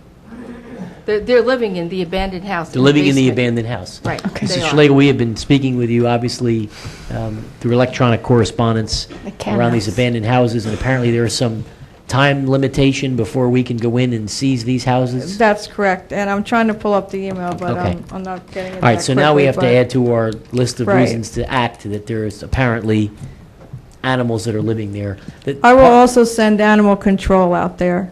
Thank you. Can you tell me which, I know you have the 3 abandoned houses on, over there. Do you have, I have it in my, you know what, I have it in my email. We have the 3 homes. Oh, you do? Yes, I We do. we do. We have been attempting to get them resolved because they're unsightly, they're not maintained. The problem we have is that there's a certain amount of time before we have the authority to go on the premises and do anything about it. So we're literally waiting for the clock to wind down before we can go out there and do something about it. At least that's That's what's been correct. explained to the council. But we'll send I animal will send control. animal control out there, though, for the feral cats. Okay. I have one more. Sure, go right ahead. request. I'll make it quick. My neighbor with the 17 dogs has recently, in the month of May, purchased mulch, big piles of mulch as big as this table, and it's sitting on my property line, not moving since May. Now, mulch attracts termites. And I don't know what it's doing there, you know. Hopefully he moves it, because otherwise termites are coming into my house, not his, because it's closer to my house than it is his. I get the impression that you might not be on speaking terms with this neighbor. Well, you know, ever since, you know, he bit my nephew and he blamed it on the 5-year-old, no. We didn't press charges, you know, we said, you know, just, you know, be careful, but Might I read just, I he's mean, not and very cooperative. I don't know that we have any police authority to resolve the dispute between you and your neighbor, but perhaps if you're not on speaking terms, maybe a typed letter. This is just some unsolicited advice, but a typed letter asking him to officially move it off your premises could be something that you could do. Mr. Bongiovanni, is there anything else, neighbor to neighbor? We can't obviously police everything, but that's maybe a job for the police department. If he's trespassing on your property, if that's what's going on, you might have a legitimate complaint. You have to be certain of your facts, where your property line is and all that. No, I see where the property line is. Okay. Mrs. Dalton, you have a comment? Do we have any zoning regulations or ordinances that restrict people's ability to place natural materials on their property line? I don't think we do. We certainly have ordinances that regulate. We have certain buffer ordinances and things of that nature, but they wouldn't apply over there. Not on a neighbor-to-neighbor issue. The only other item that I can offer to you is through our court system. We do have a voluntary mediation process that oftentimes in the time that I've been up here, we've had neighbors who've come with dog barking issues, with all kinds of very common disputes that they can't resolve amicably, and we've encouraged them to go to this alternate dispute resolution process where there's no charge to the residents, and the court system provides a mediator who attempts to come up with a compromise between the people that are involved, and perhaps after you maybe give them a written solicitation to maybe move the material, if not contact the police, you certainly would be welcome and encouraged to take advantage of that mediation system, which is at the disposal of any township resident. Let me just say, and then I'll conclude. I've lived here in Freewood Acres for, I don't want to say how long, and this has never occurred before. We've always lived as, as true neighbors, as you would become one big family, actually. And now, it's, so I just apologize for whining, but. There's no need to apologize. We're here to help you. Okay. Thank you. Thank you for your comments. Mr. Al Rizzolo. Mr. Rizzolo, welcome. Mayor, if I could, real quick. Mrs. Schlegel, I believe when we went through, and you may remember too, when we went through the new contract for Associated Humane Services, which, in my opinion, we had to pay them way too much. But I believe feral cats were excluded from that contract. They don't take care of feral cats or deer carcasses or feral cats. You're on your own. Nope, he's correct. I kind of recall seeing that in the contract. Yeah, you're right. I have the same. So recollection. calling We pay way too the Associated Humane Services, I don't think it's going to do us any good. Well, let me talk to Ms. Laporta in our Public Service Division, and she'll be able to steer us in the correct direction. Hello, Mr. Rizzolo. Good evening. Hi, Al Rizzolo, 17 Jacob Drive. Welcome. On August 9th, at Thursday night, about approximately 9 o'clock. Bless you. In the area, all summer long, most of the time, as it, time of the year it gets warmer, the kids around the neighborhood, they play this game called Manhunt, where they chase each other and hide behind cars and driveways and whatnot. But for various reasons, they've been moving closer and closer and now going down Memorial Drive. Well, there was about 10 kids, and they were going, I would say, I don't know how many feet in, but where it starts to turn the corner, coming closer towards the newer neighborhood over there. One of the girls, a 12-year-old girl, was grabbed and pulled into the woods. He tried to drag her in. He put his arm, I understand, around the stomach. I don't know if he got her around the face. She knew enough to hit him in the stomach. He dropped. She ran, and so did the rest of the kids. I was just coming back from walking the dog. I saw these kids running. I don't know what happened. Next thing I know, I saw my other neighbors. The fathers are coming out. What's happening? What's going on? Next thing I know, there's four of us, four fathers. We're running into the woods. Two went in one direction. The other two, myself and the father of the child that was attacked, we went another direction. We were looking all over about a half hour the first time. We came back, met, same thing, talked to anybody. We saw various kids. But it was only the description we had was it was a man or wearing an orange T-shirt with black stripes or black lettering on the shirt. So got back the second time. The police were there. They were talking to my neighbor's daughter and the mother. We went back at it again because somebody said they thought they heard something or they saw something. We ran back at it again, came up with nothing. Since then, the kids have stop the game at night. They're not out there. As soon as it gets dark, most of them are coming in, although there are a few out there a little bit later. But as time's going, since this road kind of came in, this thing's like a thorn in the side of the neighborhood. It's just starting, things are starting to happen now. And since this happened, the road, it's just, since it was built last year, it's just dark. The kids are out there in the, they're skateboarding at 11 o'clock at night. On that road, they don't, whatever the speed limit is, they're doing 55, 60 miles an hour.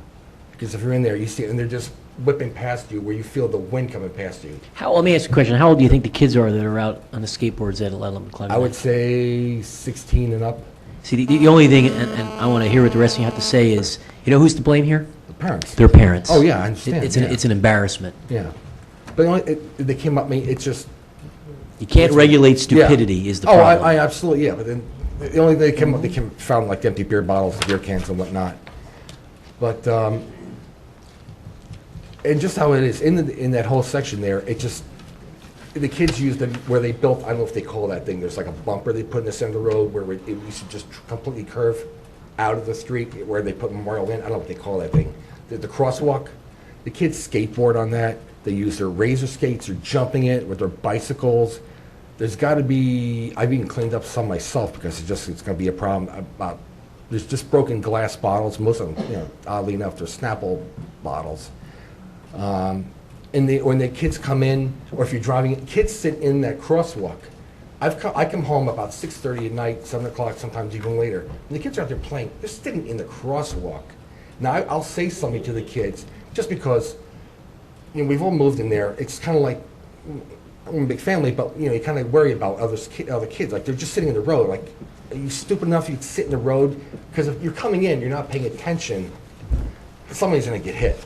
I see somebody's kid being, the chalk mark in the road one day.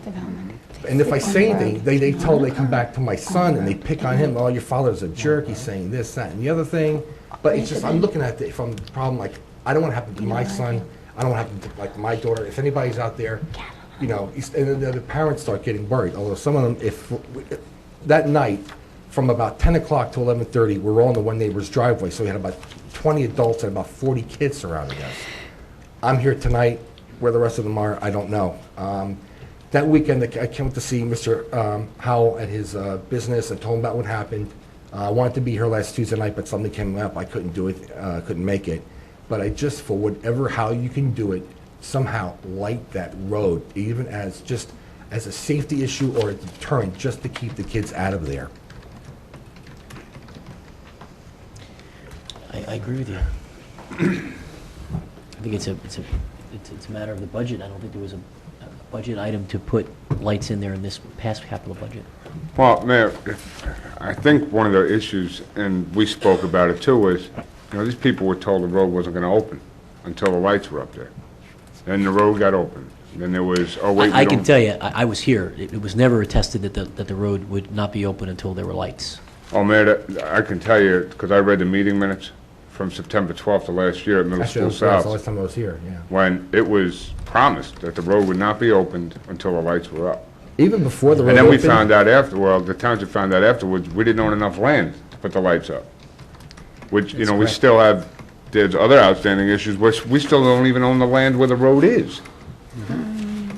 So right now, apparently, Not all of it. if a kid gets Not hurt. all of it, What's that? Not all of it. Right, we don't own all of the land where the road is, so it's still deeded to the homeowners association, so if some kid gets whacked on a bicycle on that road, the homeowners association is still On that particular issue, I think we're under the impression from correspondence from the manager that issue is being resolved in terms of the paperwork going back and forth between the homeowners and us. Is that not accurate? It was being attempted to be resolved, but there seems to be some issues with it. And it is now being turned over to Mr. Bongiovanni to see if he can get it resolved. There's been issues for years, correct? That's correct. I've seen numerous correspondence about it. The issue is the homeowner association didn't want to exist, and it didn't exist, and then for us to put the road together, they had to become reconstituted, and they didn't want to become reconstituted, so they put together an organization of people. So it's been a challenge because there was not really an operating homeowners association there. I think what just blew them over the edge was when they just got the last tax bill for the property the Basins are on. Well, that's correct, because they were not supposed to get it. Right. That's correct. But I think a function of it was completing whatever the paperwork was that needed to be done for that transfer to take place. Yeah, but they're not There's, looking at it that there's, way. yeah, there's a question with getting that done, though. There's some issues Well, with that. The issue with respect to lighting, Mrs. Schlegel and Mr. Nunziata, we've been talking about this. Where was this in terms of the project plan? There's nothing, and there's nothing that's in the capital budget regarding lighting for Memorial Drive. Find it. I mean, realistically, you know, we come up every week. I don't get to come to the meetings. Like, I really got to be motivated to show up here. Other people can do it because they maybe have the time. But after this happened, like, this lit me up. I'm here pretty much representing the neighborhood. Other neighbors said they would come, and maybe for the reason why they couldn't show up. But you know what? To me, it's like, no matter what, to us, on Jacob Drive, this road was just, like, placed in there, and it's just there. It was kind of like, they talked about it for 2 years, and it showed up. When the road was being built, after they paved the road, there was a plastic do not enter sign, road closed. Didn't matter. The black and white SUVs doing 50, 60 miles an hour pretty much just plowed right through them. Some people, you were nice enough to stop the car, move it, and drive in and out of there. So to me, I'm looking at this like maybe the neighborhood in there, maybe that should have been a gated road where people needed to, whatever it cost, maybe they need an access card to open and close a gate, even if it means for rescue, emergency vehicles or otherwise. Maybe they would have something where they can automatically open and close the gate. But it's like it's not every night, but it is consistent enough where, from where I live, I can hear the cars screeching down the road. And even where the road is, where I have a stop sign now on where I am on Jacob Drive. There's been days where I'm going to stop because you have to look to the right to see if anybody's coming, to look to the left. Well, the car behind me and the teenage kid, he's going the other way. He's going to drive up the other side of the road in the opening there. And that's how I almost got hit twice, because we did some of their teenage kids, they don't know better, the parents have to get on their butts about it. But it's really like now, it's just like, you know what, somebody was attacked, somebody better do something. The police came, I appreciate that they came, but the forefathers and I, on foot, went out looking for somebody. The cops came, talked, took a report. I didn't see anybody get out of the car with a flashlight and go look themselves. I mean, like I said, I appreciate they came, but you know what? Is this a kid? There was talk of it might have been one of the kids in the neighborhood. Don't know.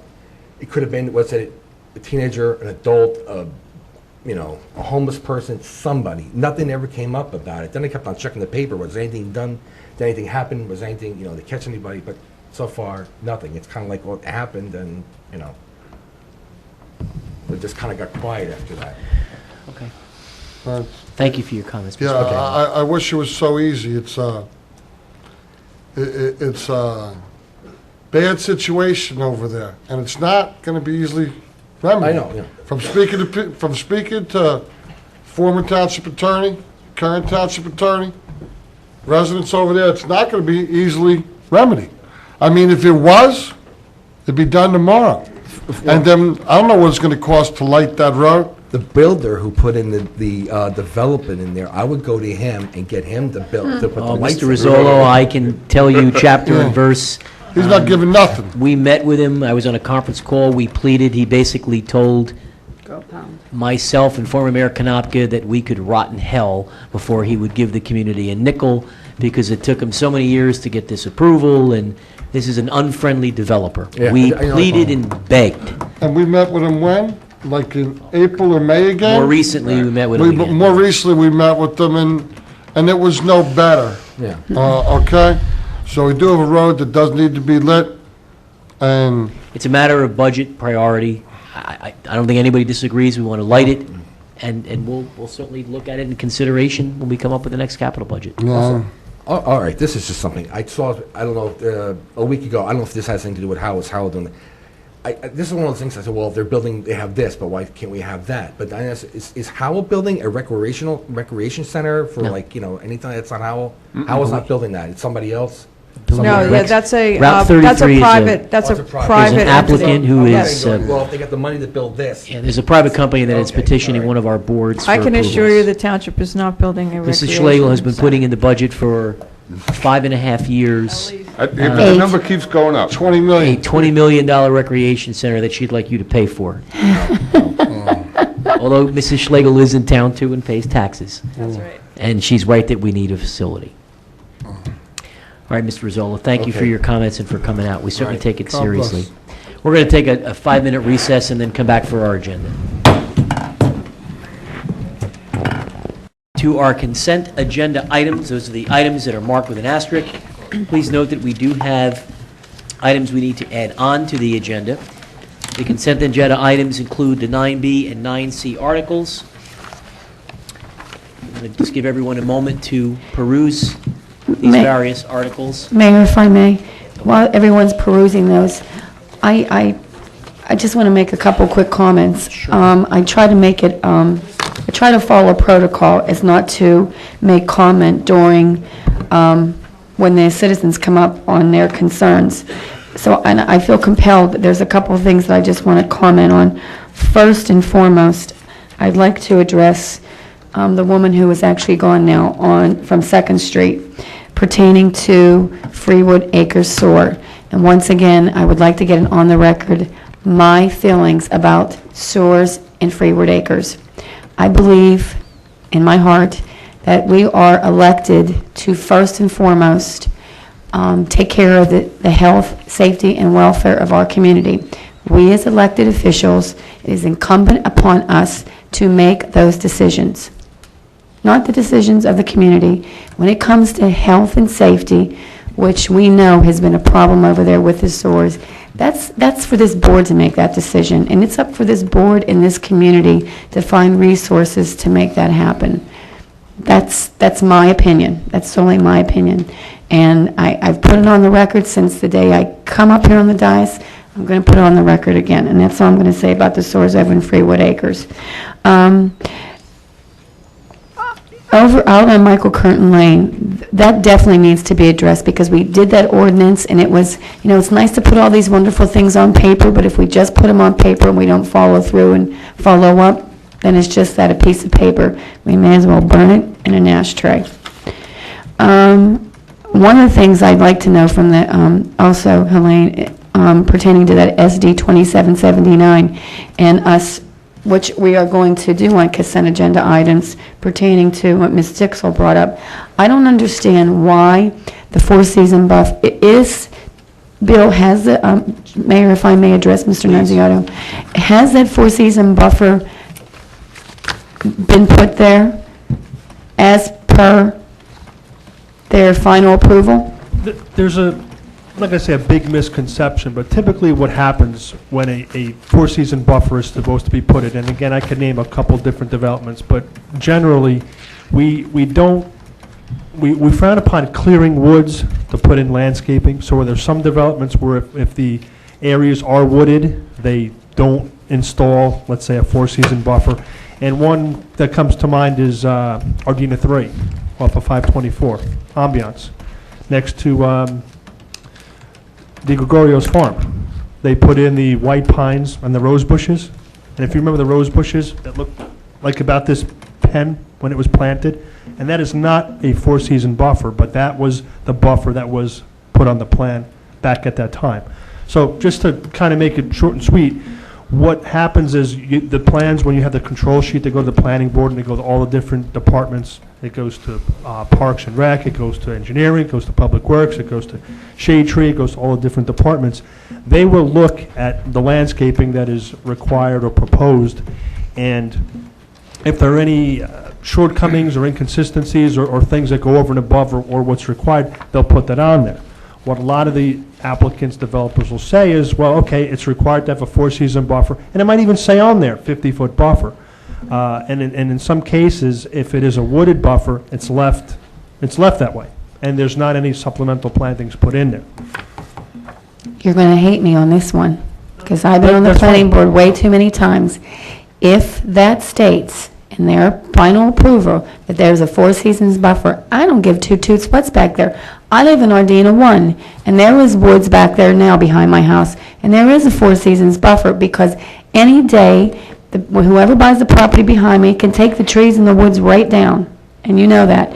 When it says in this as final approval, and it says Four Seasons buffer, that builder or any other builder should go in there. I don't care if there's woods or not. Still the Four Seasons buffers. I'm not saying that you need to remove the woods, but if that was the case, it should not have been a part of the approval.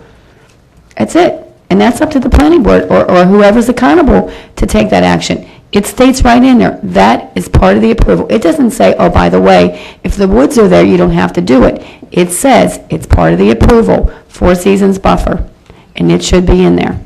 Because otherwise, it's going to, Mrs. Dixell and everybody else is going to know that it's in there, it states it's in there, and they're going to keep coming up. And they're going to say that we're not doing our job. And I'm not saying you're not doing your job, but if that's the case, then we need to make that clear with the planning board that, by the way, when you go out to do your walk, your site review, if there's a wooded buffer, please do not make it part of the final approval. And Mr. Bongiovanni, you've been a planning board attorney. If it says Four Seasons buffer in the final approval, are they not required to do that, regardless of what's there? For a correction, I've been a zoning board attorney. But I think the issue with the buffer is if you're trying to have an area that nobody's supposed to touch. So in this particular case, are we talking about an area that's deed restricted? Yes. Okay, so it's deed restricted. And I sat in a meeting where we discussed this with village representatives, and as I understand it, the builder is going around the perimeter and he is planting where there is no natural buffer, and he's not planting where there is a natural buffer. And that's what I thought. I didn't think that there was any objection actually to that. The objection that I thought was coming from the people was that it just hasn't been completed and hasn't been done in time. Okay. And when is it going to be done? Well, I'm always concerned about lifting performance guarantees, only because we know that, everyone's not always upfront and candid. We struggle with this from two avenues. First of all, whatever is on the approved plans, and again, the resolutions will always say four-season buffer or wooded buffer.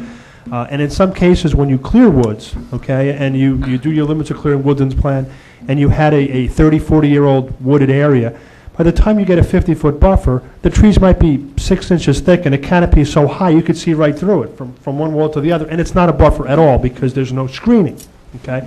And in some cases, they actually have supplemental planting that's put in. But another thing we struggle with is, of course, and Mrs. Dixell brought it up last week at the Haskell-Shook development, they had a 75-foot buffer along the frontage of 524, and the builder actually cleared the buffer at the prospective buyer's request. Just cleared it right out. Now you could see the whole entire yard right to the roadway. And that house hasn't even been CO'd yet. So now we're going to have our tree expert come out there, do a re-landscaping plan, and put a buffer back in before that house could be sold.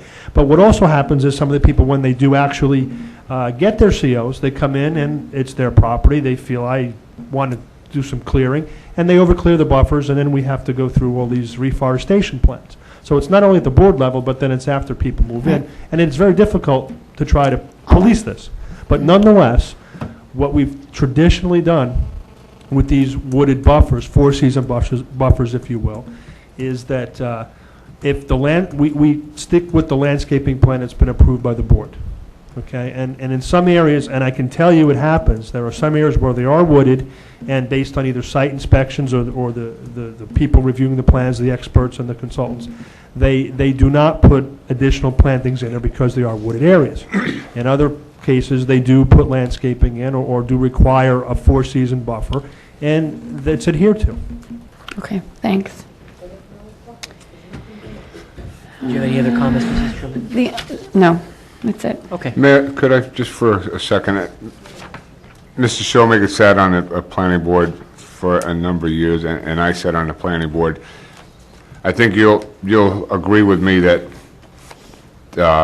the four-season buffers now, and I know you were on a planning board, I believe, last year, now, every time an applicant comes, they must do supplemental plantings in the four-season buffers.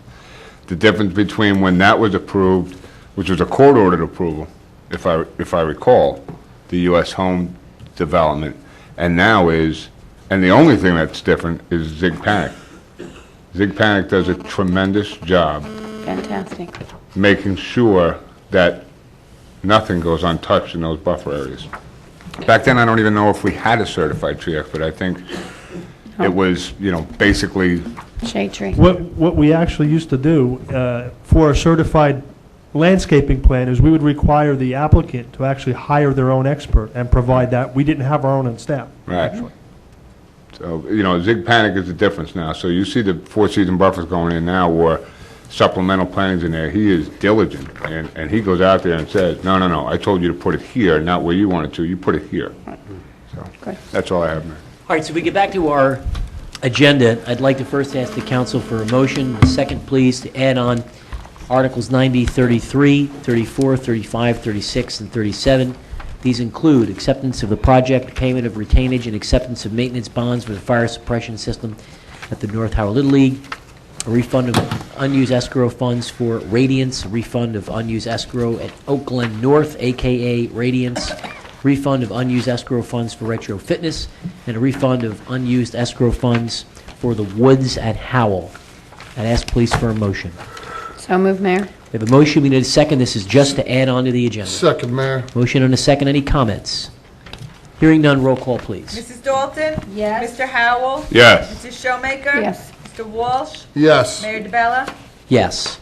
All right, so to the council's attention, we have consent agenda items which include the 9 Bs. They also include the 9 Cs. I just want to call everyone's attention. I would recommend we have a separate vote with respect to any of the appointments that we might like to make this evening if the council is so inclined. Please note that with respect to 9C3, I'm still reviewing potential applicants who are eligible for the Class 2 membership of the Planning Board. There is a requirement in the law that the Class 2 member be a member of another township-affiliated committee, and that they not be a member of the Zoning Board, and that they not be a member of the Environmental Commission. And so I'm going through the process. Mr. Bongiovanni was very helpful in making certain that I was being compliant with the law. And so I have been in contact with members who are on other groups, other committees, and unfortunately, because of the time commitment the Planning Board takes, there are several people who have expressed an interest, but when they see your schedule, they unfortunately have declined. So I am going through the process because it is not an at-large community appointment. It does need to be an official of the township. So I'm not making the appointment on 9C3, but I don't know if there's an agreement to have a separate vote on 1, 1A, and 2. Mr. Mayor, based upon the hour and the fact that we do have another meeting on September 4th, I would like to move that we table 9C 1 through 3 until our next meeting to give us all time to consider all of the people who've submitted names. Sure, we have a motion. We need a second to table. So moved. Any comments or remarks? Mayor, just so you don't spin your wheels, I believe that also you had mentioned the Environmental Commission, because we already have Environmental Commission liaison. I believe you also already have 2 members of the Shade Tree Commission, so I don't believe you can have another member of the Shade Tree Commission. So that pulls another group out from under you, so. All right, roll call, please, on the motion to table 1, 1A, 2, and 3. Mrs. 9C. Dalton? Yes. Mr. Howell? Yes. Mr. Showmaker? Yes. Mr. Walsh? Yes. Mayor DeBella? Yes. Is there any other article that a member of the council would like to have a separate vote on with respect to any of the other items? I just have one question, Mayor. Sure. On 9B3, the authorizing the road opening waiver, I have no problems with the waiver.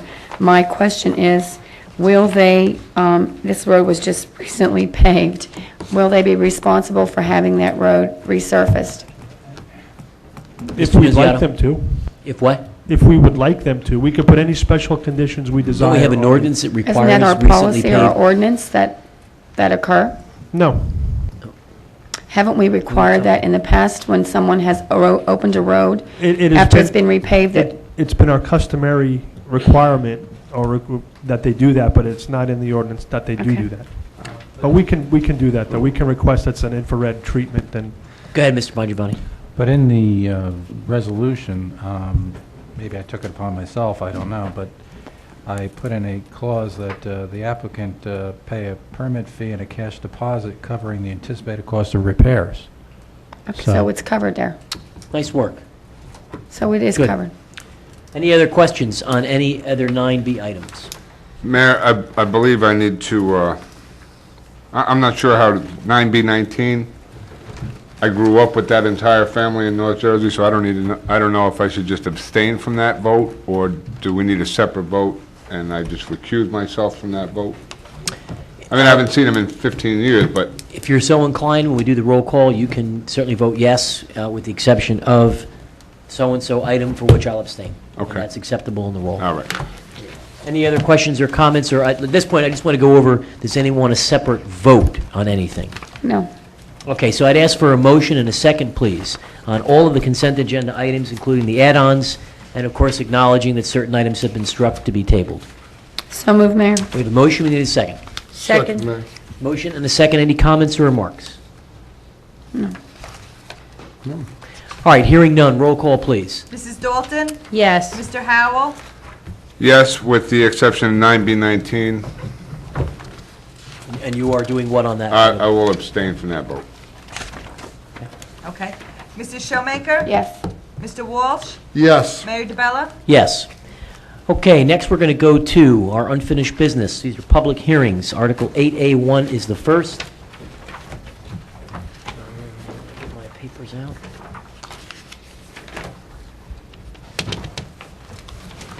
At this time, ordinance 00728 introduced and passed on a first reading on 7/17/07 and published according to laws now being taken upon further consideration in the public hearing.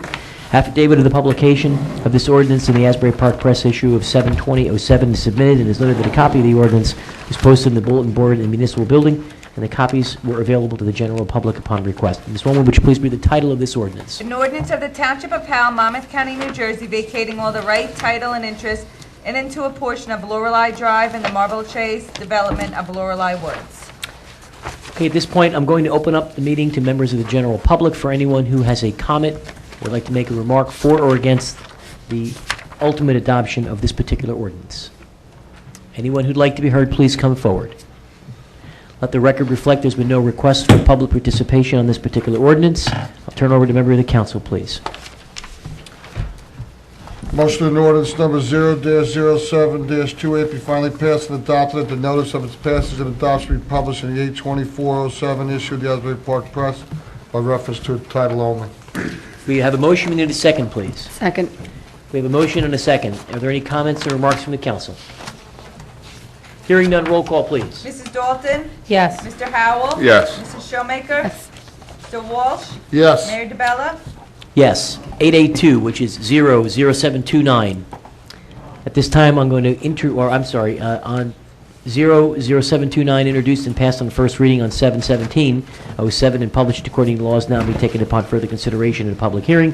Affidavit of the publication of this ordinance in the Asbury Park Press issue of 7/20/07 is submitted, and it is noted that a copy of the ordinance has been posted on the bulletin board in the municipal building, and the copies were available to the general public upon request. Ms. Woman, would you please read the title of the ordinance? An ordinance of the Township of Howell, Monmouth County, New Jersey, making the provisions of Subtitle 1 of Title 39 with various traffic regulations applicable to the Cedar Glen at Howell Complex, and regulating the use of said roadways, streets, driveways, and parking lots by motor vehicles. Okay, at this time, I'm going to open up the meeting to members of the general public. For anyone who has a comment, would like to be heard for or against the ultimate adoption of this ordinance, please come forward. Hello, Mrs. Dixell. Barbara Dixell, The Villages, can you specifically state for the record what exactly are the regulations and what is the change? Sure. There was an ordinance passed in 2003 making Title 39 applicable to certain semi-private or private roads, streets, driveways, other areas that were known as Cedar Glen and Howell. And the ordinance contained no specific traffic regulations back in 2003. The ordinance we're speaking about this evening replaces that earlier ordinance. It provides specific regulations that had been reviewed in conjunction with the New Jersey Department of Transportation. And this ordinance now is the one that is, in fact, suggested by the DOT that will ensure we've got the right regulations for those particular streets. What are the regulations? That's what I want to know. All of the specific regulations, Mrs. It doesn't Schlegel? say that, it should say that for the record. There should be a copy of the ordinance in the front, and it just stipulates like speed limits on certain roads, the stop signs on Yeah, what it says, intersections. Mrs. Dixell, general handicap parking, all stalls need to be 12-foot wide, as shown in the attached site plan. It indicates the names of the streets. It talks about stop intersections being described. It specifically names Saxton Road and Agby. It identifies speed limits as 25 miles per hour on Newcastle Street, Saxton Road, and Abbey Road. It talks about tow-away zones, any vehicles that are parked that obviously would obstruct or impede normal traffic flows have been named, and it indicates that all signs, posts, and other necessary material that would be normally installed with respect to traffic items, devices, stop signs, things of that nature, can in fact be implemented. And it identifies any of the penalties subject to New Jersey law for any individual that's convicted of a violation for not complying with those laws. Thank you. It's just that it's my opinion that when we do ordinances like this, in addition to putting them out on the table, we actually say it verbally for the record so that there's no mistake as to what exactly you're changing and doing, and that makes it really spells it out very loud and clear. Thank you. For the record, I think most of the time when situations like this occur, what we're doing is trying to bring our ordinances up to the state. Barbara, just so that you understand that. Mayor, and Mayor, if I could, Helene, right now, the police department really doesn't have any authorization to go in there and write speeding tickets or parking tickets. Going under Title 39 now allows the police department to go in there and write tickets. Correct. There were no specifics in the ordinance, and that's what this addresses. Okay, now that's to me is very important that we actually verbally spell it out and say it for the record, on the record, besides being on the table. Thank you. Thank you, Mr. Dixell. Is there anyone else who'd like to be heard on this particular ordinance? Okay, at this point in time, there's no one else who'd like to be acknowledged. I'm going to close the public hearing. I'd ask a member of the council to introduce a motion. Mr. Mayor, I'd like to motion that ordinance number 0-07-29 be finally passed and adopted, and that notice of its passage and adoption be published in the 8/24/07 issue of the Asbury Park Press by reference to its title only. We have a motion. We need a second. Second, Mayor. We have a motion and a second. Are there any comments or remarks? Hearing none. Roll call, please. Mrs. Dalton? Yes. Mr. Howell? Yes. Mrs. Showmaker? Yes. Mr. Walsh? Yes. Mayor DeBella? Yes, we're going to move to 8A3, ordinance number 00731, introduced and passed on a first reading on 7/17/07 and published according to laws now being taken about further consideration and a public hearing. Affidavit of the publication of the ordinance in the Asbury Park Press issue of 7/20/07 is submitted, and it is noted that a copy of the ordinance was posted in the bulletin board in the municipal building, and copies are available to the general public upon request. Ms. Woolman, would you please read the title of the ordinance? An ordinance amending and renaming the street located in the Township of Howell from Maypink Lane to Buttercup Lane. Okay, at this time, I'm going to open up the meeting to members of the general public. Anyone who'd like to make a comment for or against the adoption of this ordinance, please come forward. Shoot me. Hello, Mrs. Solly. Shoot me. The red light's on, it's on? Yes, ma'am. Yes. Yes, ma'am. Okay. No, I just wanted to question Sandra Solly, Birdsall Road, Farmingdale, why it's necessary to rename Maypink Lane, because somebody said that it would be confusion with the first aid and fire. Belmar Boulevard goes through Howell into Wall, and there's never been a problem of, or even a thought to change that name. And then we got two Starlights, Starlight Road and Starlight Drive. Can I comment? Well, I think, Ms. Solly, the recommendation from the various professionals that are responsible for implementing and managing fire, police, rescue, they've come to us with this request. It's certainly in our best interest to listen to them, and that if all it requires is a simple change, and it may in fact protect our residents, that we should be so inclined to take their professional recommendation. Well, is Maypink Lane in Brick, they don't deliver the mail to Maypink and Howell, do they? Mayor, Mayor. I think this was explained at the last meeting where there is already a Maypink Lane in Howell, on the opposite side of Newton's Corner Road. Oh, That would all right. not connect to this Maypink All line. right, okay, so there's, So there's already one existing. oh, but it's not the same road? No, it's, Oh, okay. Brick had one and we had one, but now we'll have two and Brick will still Oh, I have one. got you, okay, so that I understand. Additionally, Mayor, I want to clarify something. I did get a report from Chief Carter, and if you read through the ordinance, you'll see that there are no houses on Maypink Lane. So it's not a question of, there's no impact on residents. Perfect. Oh, Mrs. okay. Shoemaker, you have a comment? Okay. You said it. No, someone had said last time that people would have to change their address after they've already gone through it, but you're saying there's no houses. Wonderful. That's good, but I just didn't understand why we have two starlights, one in the middle and one up North Howell, that wasn't a problem, two starlights. One's a lane and one's a road. Right, but it's starlight, which. they One's in tend to just- Farmingdale, one's in Howell. It's not, no, they're both Howell. I Okay. mean, it has Farmingdale address, but it's Howell. Thank you, Mrs. Sully. All right, thank Is there anyone else who'd like to be heard on this particular ordinance? All right, seeing no one else would like to be recognized, we're going to close the public portion.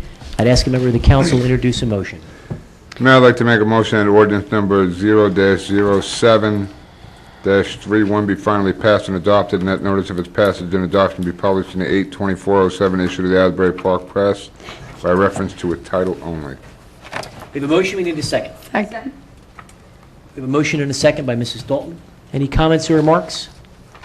Hearing none, roll call, please. Mrs. Dalton? Yes. Mr. Howell? Yes. Mrs. Shoemaker? Yes. Mr. Walsh? Yes. Mayor DeBella? Yes, 884, ordinance number 00732, introduced and passed on the first reading on 7/17/07 and published according to the laws now be taken part further consideration in public hearing.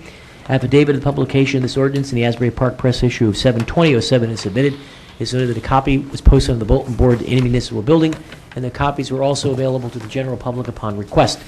Mrs. Woolman, would you please read the title of the ordinance? An ordinance amending section 223-6 of chapter 223 entitled Peddling and Soliciting of the Code of the Township of Howell, New Jersey to create an exception to the fingerprinting requirement for individuals under the age of 18 years old. Okay, at this time, we're going to open up the meeting to members of the general public who might like to make a comment for or against the adoption of this ordinance. Mrs. Dixell. Good evening. Barbara Dixell, The Villages, Howell Township, Monmouth County.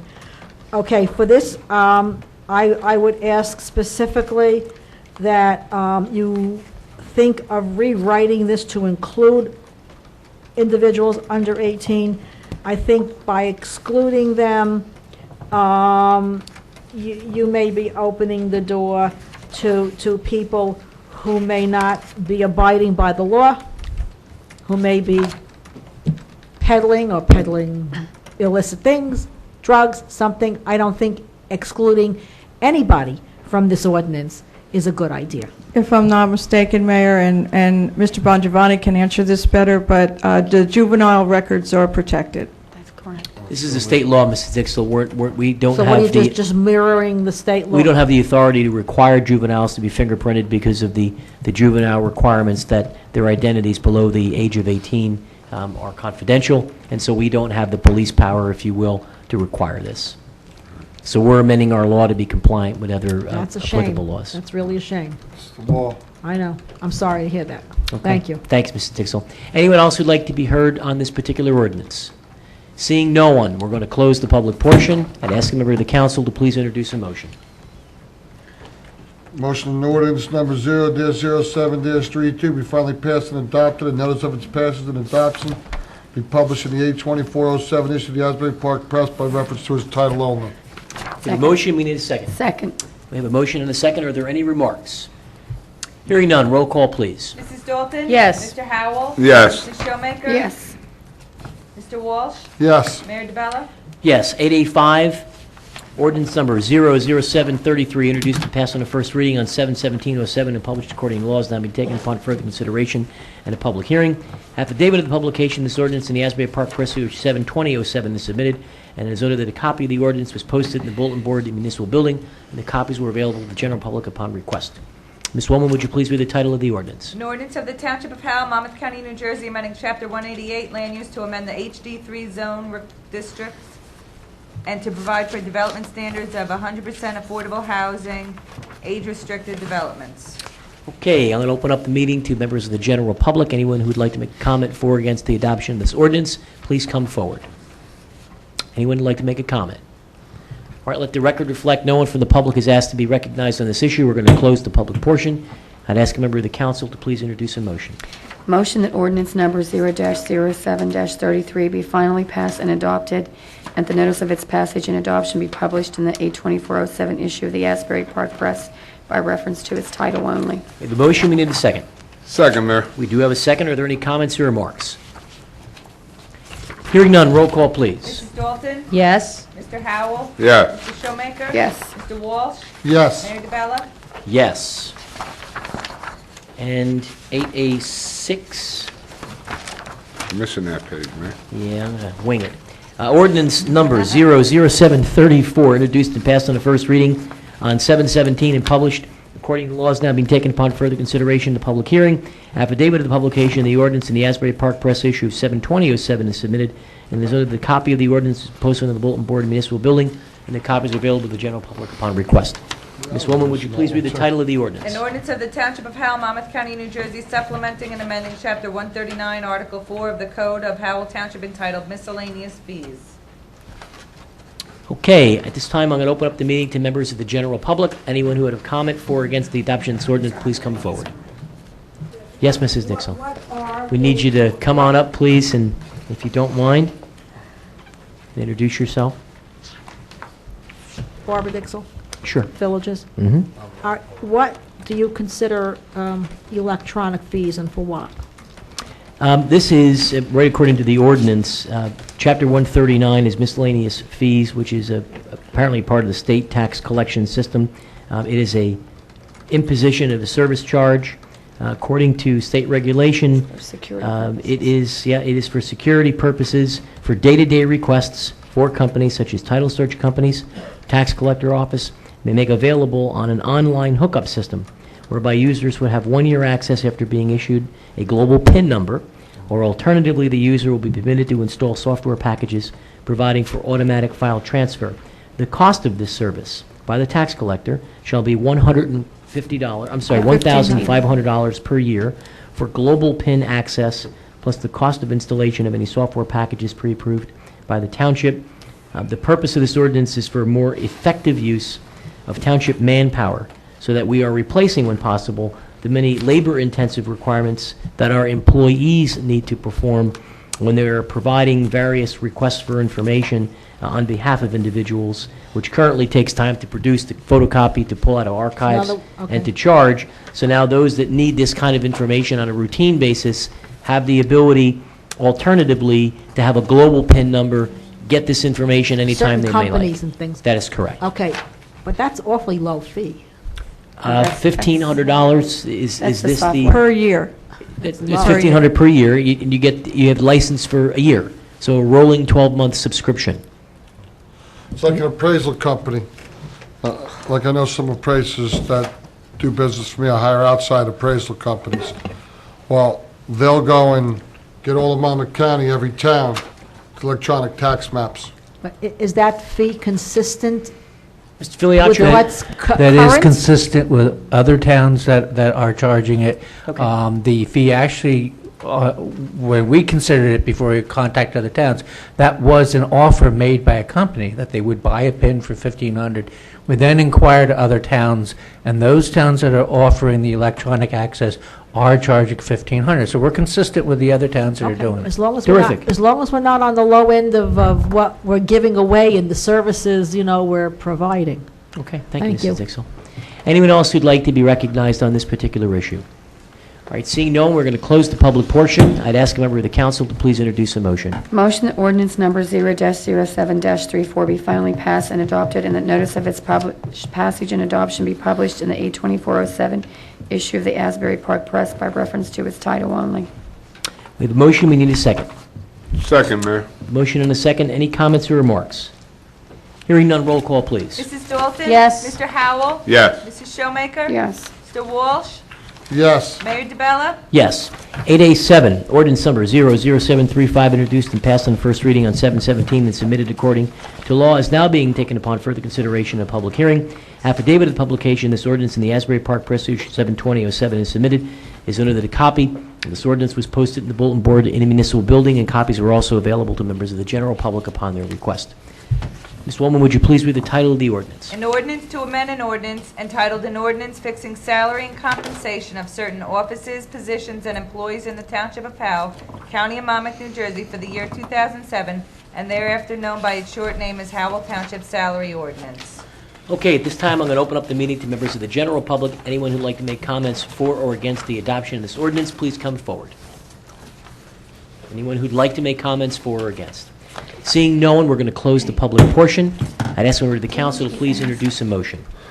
May I make a motion that ordinance number 0-07-35 be finally passed and adopted, and that notice of its passage and adoption be published in the 8/24/07 issue of the Asbury Park Press by reference to its title only. The motion, we need a second, please. Second. We have a motion and a second. Are there any final comments or remarks? Okay. I'm sorry, you have a comment? Yeah, I would, I believe I asked that when we're going to change an ordinance like this, that we saw what was being changed from to? That's correct. Okay. What is being changed from here? The amendment is the computer operator, title is being changed to assistant to the manager. The computer technician is a newly funded position that you put in the budget. And the engineer, there's just a mistake in the salary ordinance, and that's correcting it. So,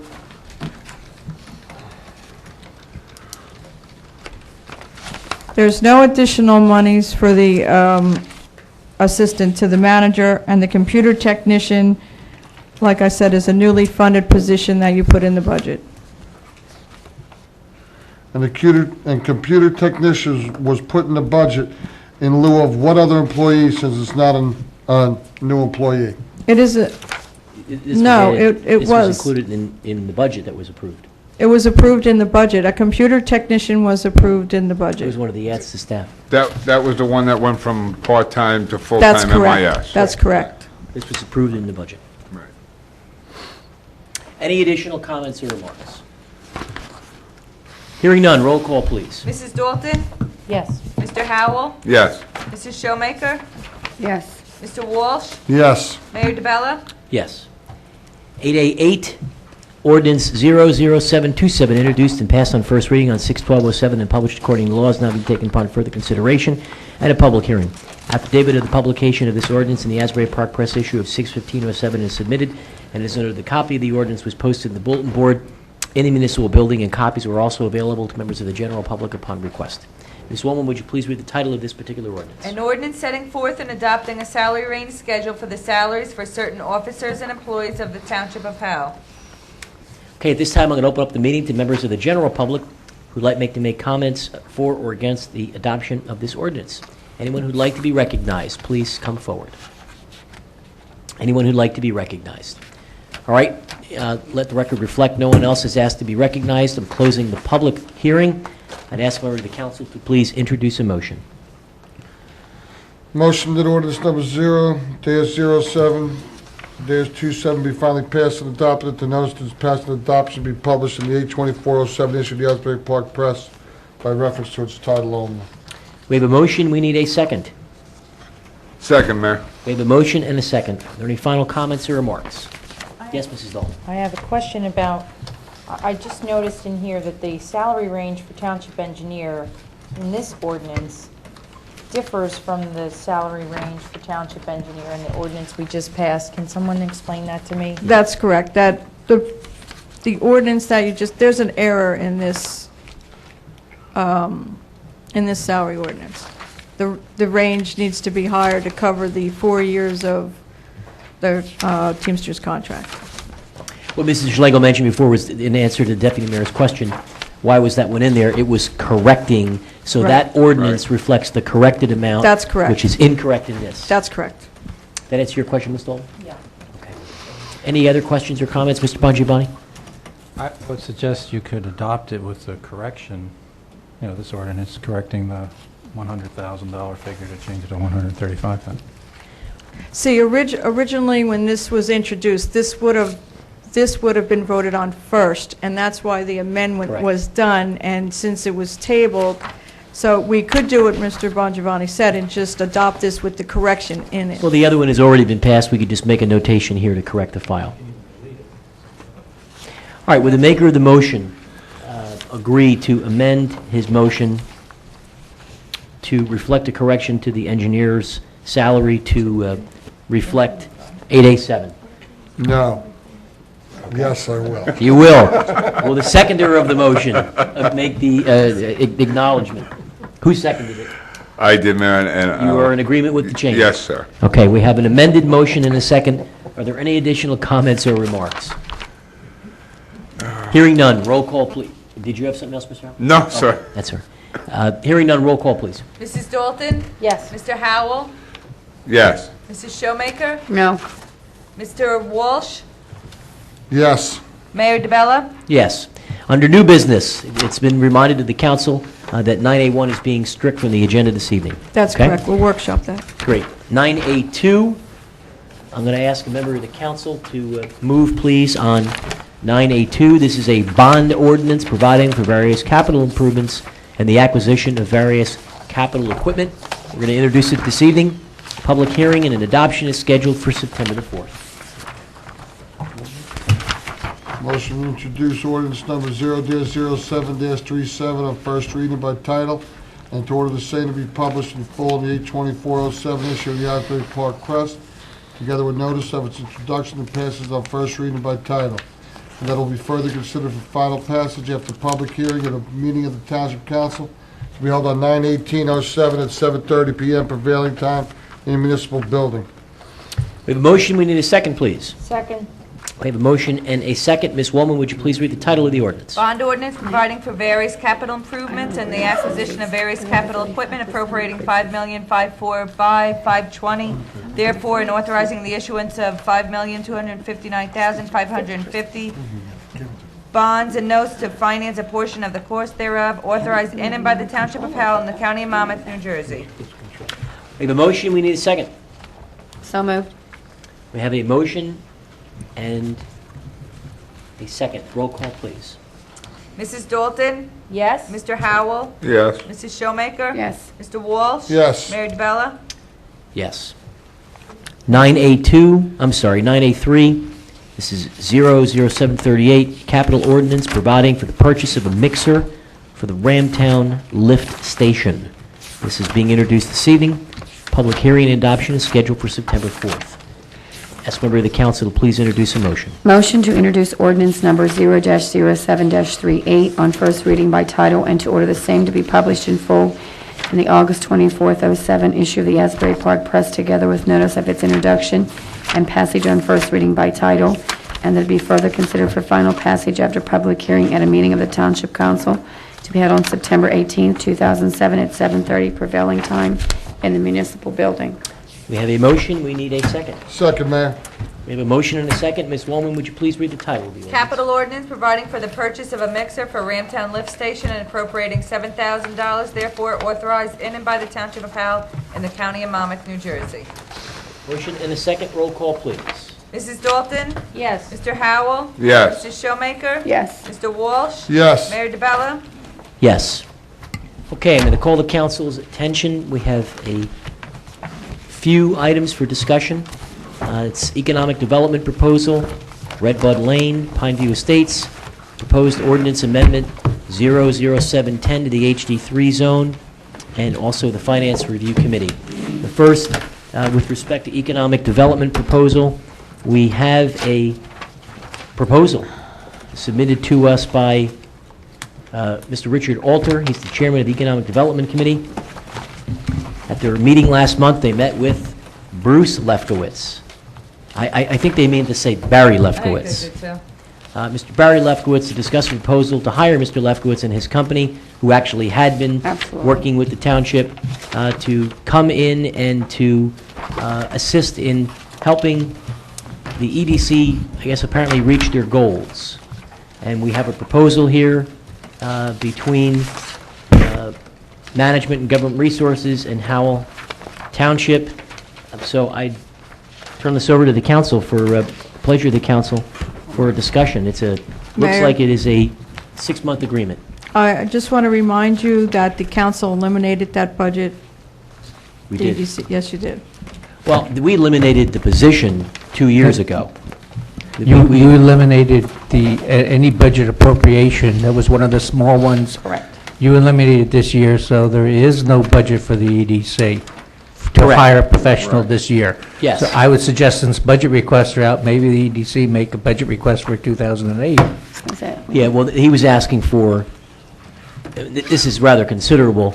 The EDC had a small budgeted amount for print literature and maybe communications, maybe a couple $1,000s that a lot of the committees had, and they had not been using it year over year. This is a separate request to hire a consultant at an amount not to exceed $4,000 per month. What? I'm just going through what was in the packet. I had no idea. It's behind tab number 10, and I don't know what the pleasure of the council is, and I usually... The only comment I was making that is... Correct. No money has been appropriated. I'm just going to, yeah, We'd it's real have simple. We'd have to identify money. There's no money in the budget, and if they would like to bring it to the table during next year's budget hearings, so well and good, but at this time, there's no financing for it. The only comment I would like to make for the council's consideration is we have a largely new economic development committee and a number of people who are just beginning to get involved, and I think we might want to have the manager maybe speak to the chairperson to explain just what the process is, that we don't have funds available outside of the budget to consider these kinds of options. We don't want to stifle the creativity of the Economic Development Committee, but it's not within our financial purview to pick this up at this time. And that's really that's for the pleasure of the council if you'd like to direct the manager to do that. I just don't want to see a group of entirely new people who are just getting involved, maybe think that we didn't accept it or weren't interested in it. This is the matter of we don't have we don't have $24,000. Mayor, I wasn't on the council when Mr. Lefkowitz's firm was here before. Was his annual number $48,000?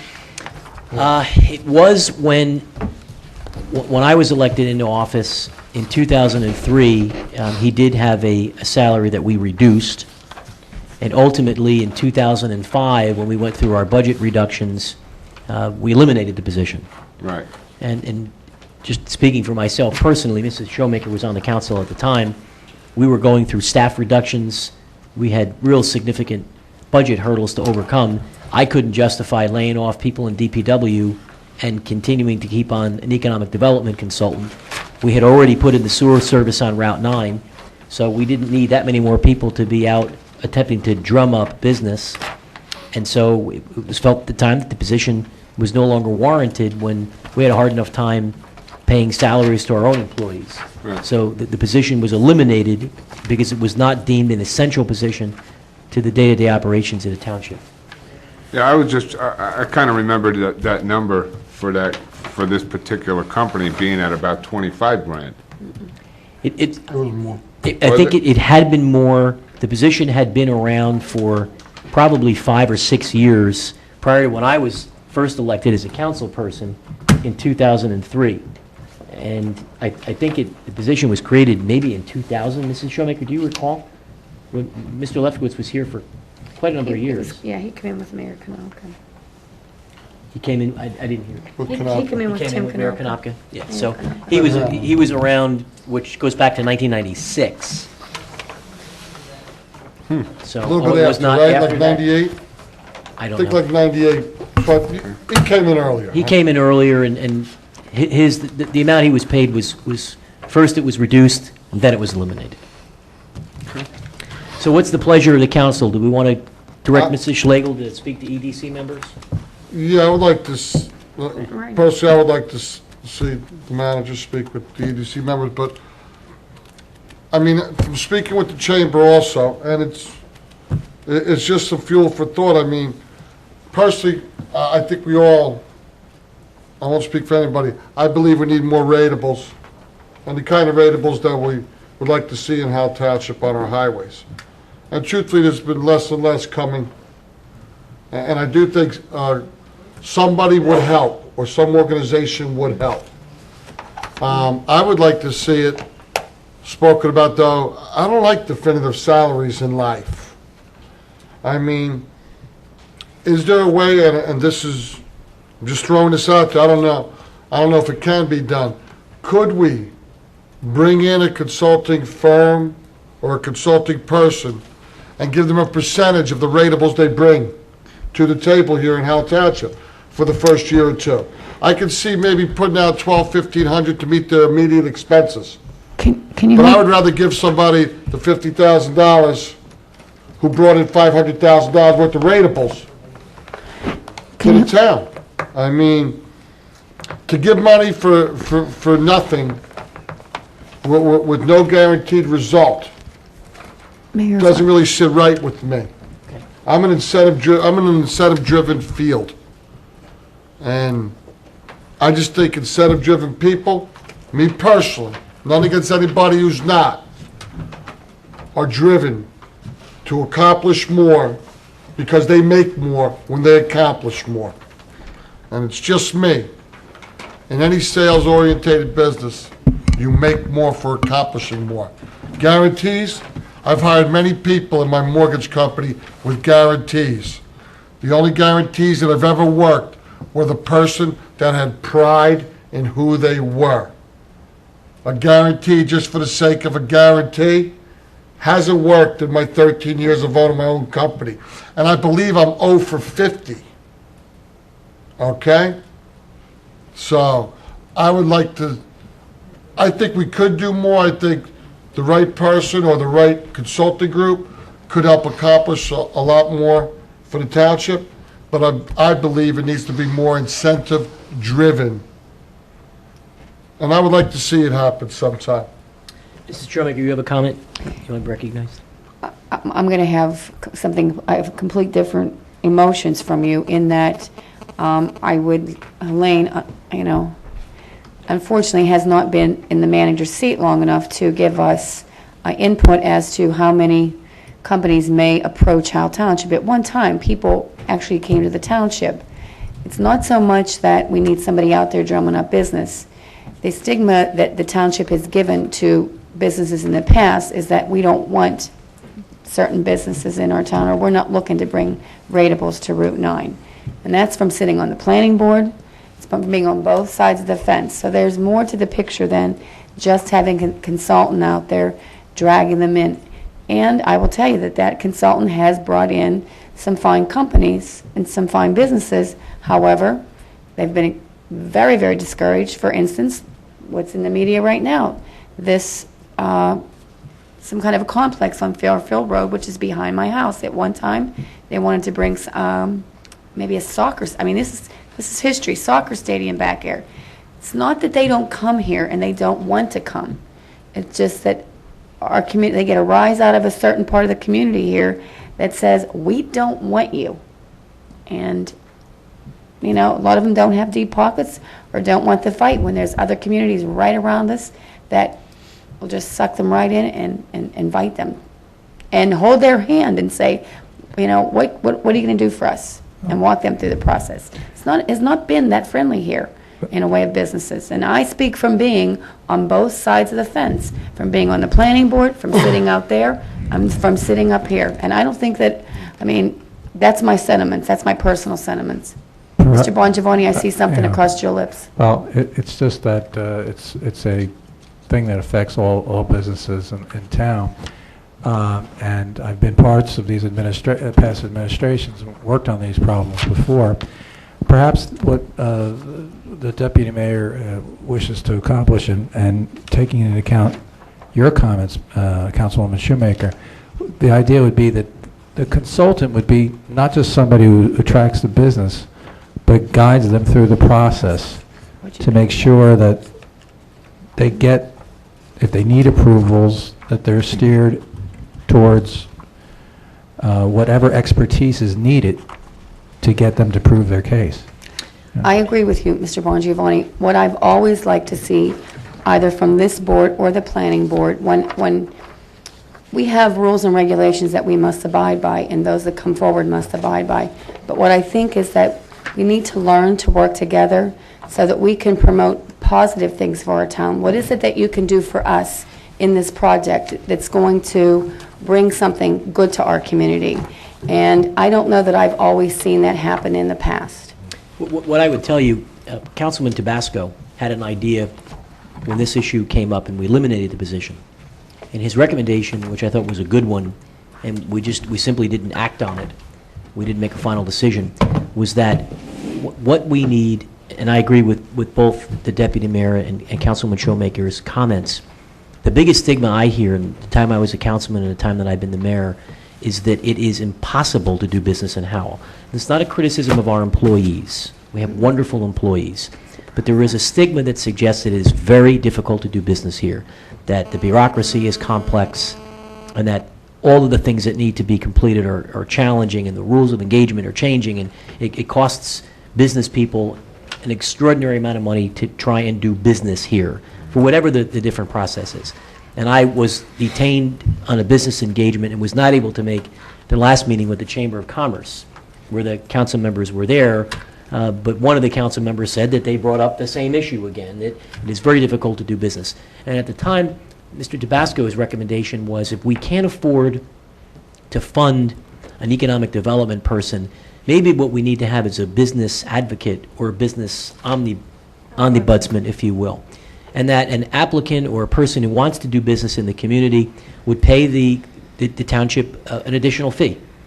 And that fee would give them access to the advocate who could help them go through all of the processes. And whether it was meetings with the right individuals or helping guide them through the different processes, it creates a friendly business climate. And at the time, the Chamber of Commerce thought it was a wonderful idea, that there would be a single person that a business owner could go through rather than making a stop over here and then a stop over here and a stop over here and a stop over here. It'd be something they have to pay for. But it would be something that they could, in fact, attempt to get some help with. Because the biggest problem, God bless you, was that it's just very difficult to do business here. And I don't know if that's something that, in addition, that we might want to consider having. Because the biggest complaint is, from I hear from the Chamber of Commerce and other people, is dealing with the town is very, very complicated, and it's not profitable to do business here. Even if you forget being a developer, everybody's against developers. Somebody wants to open up a butcher shop. I'll use it as an example, and I won't get into the details, but to open up a simple butcher shop is just an impossible task. And Mrs. Schlegel knows what I'm talking about. We got a guy who wants to open up a butcher shop. You would think that he was opening up the Purdue meat processing plant, and what they've had to, what they have gone through, if you will. You know, Mr. Librio spoke earlier today about an amphitheater, stuff like that. I can tell you firsthand that my church, I go to church in a non-denominational church up in Old Bridge, owned that piece of land on Fairfield Road across from where the Mac Athletic Center wants to go. And after 4 years, it took 4 years for them to finally get approvals. They were going to build a 800 to 1,000 person amphitheater and let the township use it at all times when they weren't using it for church services. Or if they were having a band, they have a lot of different bands in my church and stuff like that. I mean, it brought it back to me before when John had mentioned that. Here's the church willing to put in $1.5 million to build a beautiful amphitheater that the township could have used. After 4 years, when they finally got their approvals, Old Bridge went and gave them land that they said they would never give them because they knew they were leaving. They knew how good a neighbor my church was. Old Bridge gave them land that was landlocked, and they said they would never give them, so they could build onto and build a school there eventually. So, and my pastor, I heard a lot of things from different people in this town, and my pastor doesn't walk on water, but he's an honest, righteous man. And to hear some of the things that were said about that man in this town were just horrible. I'm surprised I didn't get arrested for assault and battery. If a few people had taken me up on my offers, I would have. So, and that's a church, and that's a pastor. For him to have been brought through all that, And for a church, I mean, what some other business get brought to, it's just, it isn't right. I'm not saying not follow the rules, but you don't gotta get slung through the mud like you're Satan. Well, let me suggest this for the council's consideration in the interest of time and the other agenda items. It sounds like there is interest to have a conversation around pursuing external venues to help us increase attracting the right kind of business to the community. And there's probably a whole bunch of different paths that we could take. Perhaps what I might recommend for the council's consideration is that we individually send Mrs. Schlegel our various comments around what potential solutions could be, and that she inventory the collection of all of our comments, and that we schedule this, for a meeting. We don't have the funds to do it this year anyway. So we might want to talk about putting this on an agenda discussion for sometime in October, when we might have time to plan for it and contemplate putting it in for next year. We'll have had the advantage of everyone's comments, and then maybe we put it on for discussion at the first meeting in October. Does that sound satisfactory? And I would like to know, is the concept legal? I would like that looked into, of giving the consultant a percentage of the first year or two's taxes from the ratables they help to bring in and walk through the process. I think, Mr. Walsh, to your point, and maybe this can be pulled out of the archives, that in Mr. Lefkowitz's original contract, that in fact there was a mechanism that would have paid him a certain percentage of expected revenues. We're doing the same thing in Mr. O'Scanlan's new contract, too. So I think the answer is it can be accommodated as a way, if that's how we wanted to pay him. If we said, we're going to give you 2% of the projected first year, and we're willing to pay for it. I think the problem we ran into with Mr. Lefkowitz and why council negotiated that percentage out is it's very difficult to police. How many businesses would have come in on their own versus how many he brought in? And it became very difficult to police over our ratables versus his ratables as far as percentage. So that's when we negotiated well, to Mr. Walsh's point, to help further the discussion, if someone could give us a definitive position on, can it be done? It can be done. Yeah. Okay, so let's all get our comments to the manager, and then, are we in agreement with what I suggested as a... I'm fine with that. We don't have any money in the kitty right now to give them anyway, or anybody else. Good. Does the council want it on for discussion for October? Is that what we're Is shooting that for? too soon? Is October the right time? What's the council like to do? Yeah, just not October 9th. All right, It's so- the day after my birthday. I won't be in good shape. So not October the 9th, but I'll note sometime in that, October. Deputy Mayor. All right, the next item is 10.2, which is a discussion with respect to Red Bud Lane. I'm going to attempt to outline what I think the issue here is, and Mr. Bongiovanni can fill in the details. Our options, if you will, with respect to this matter are, one, pursuant to the judge's order of the June 14th hearing, is to make this a one-way street, Red Bud that is. If we make it a one-way street and we adopt the appropriate ordinances, it would appear that we're compliant with the DOT, we're compliant with both the original and the more recent judge's consent, and no additional action is necessary. That is option one for the council's consideration. Option two, if I understand this correctly, is that we could petition to close the road, as was originally requested, and to do so, we would need a plenary hearing, and we would have to supply appropriate documentation to suggest why we felt that there was an issue with respect to health, safety, and welfare supporting the closure of the road. So option one is make it a one-way, introduce an ordinance, and this issue is resolved, if you will, in terms of needing our action. Option two would be to go back, petition to have this hearing, collect the appropriate materials supporting the closure, and go at it from that vantage point. And I believe those are the two options that require our attention. So with that, I'll open it up to the council for discussion or consideration. Who'd like to go first? Mayor, if I could. Go right ahead, We've sir. discussed this before. Obviously, we want to try to keep the cost down in this, and the easiest way for us to do that would be to make that just a one-way in. The problem that we run into is that the developer has built a house on Red Bud, where the driveway entrances would be on Red Bud. So if we made it a one-way into the development, if the individual who purchases that house backs out of his driveway to drive 30 feet to the clubhouse in the rain to pick up something, he's then got to drive through the entire development, go to Memorial Drive, drive all the way down Memorial Drive, back down Newton's Corner Road, all the way up Pine Needle, to pull back in his driveway, which was 30 feet away. That house has already been built, the driveways and the garages are facing Redbud. There's no way for him to get back in his driveway unless he starts to drive down a one-way street the wrong way. Okay. Because that house is built there, I don't think we have any option left now but to close that road totally, make it a cul-de-sac, which was something that had been discussed. Because the township has right of way on both sides of Redbud where we could make that a cul-de-sac. That would afford that one individual, you know, and it all comes down to that one house, would afford him the ability to pull out of his driveway, drive to, you know, the pool or wherever he's going within a development and be able to drive back into his driveway without making it a 15-minute trip. So I think to articulate Mr. Howell's position, it would appear as if we should attempt to exhaust the hearing, make our case on the basis that it might be impractical to make this a one-way. Right. All right, Mrs. Dalton, would you like to go next? Would you mind terribly? Or should we come back to you?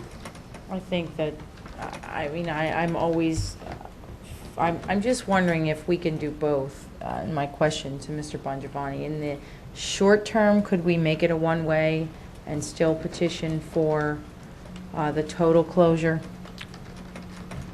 Is that a yes? Yes. Right. Okay. So All right, so that's another option. that was a suggestion that's gone back a ways, actually, to do it that way. I mean, the understanding being for safety reasons, you know, we need to do something Correct. right away, but Councilmember Howell also brings up a valid point about sometimes the needs of the one outweighing anything in general. So that would be I just throw it up for discussion.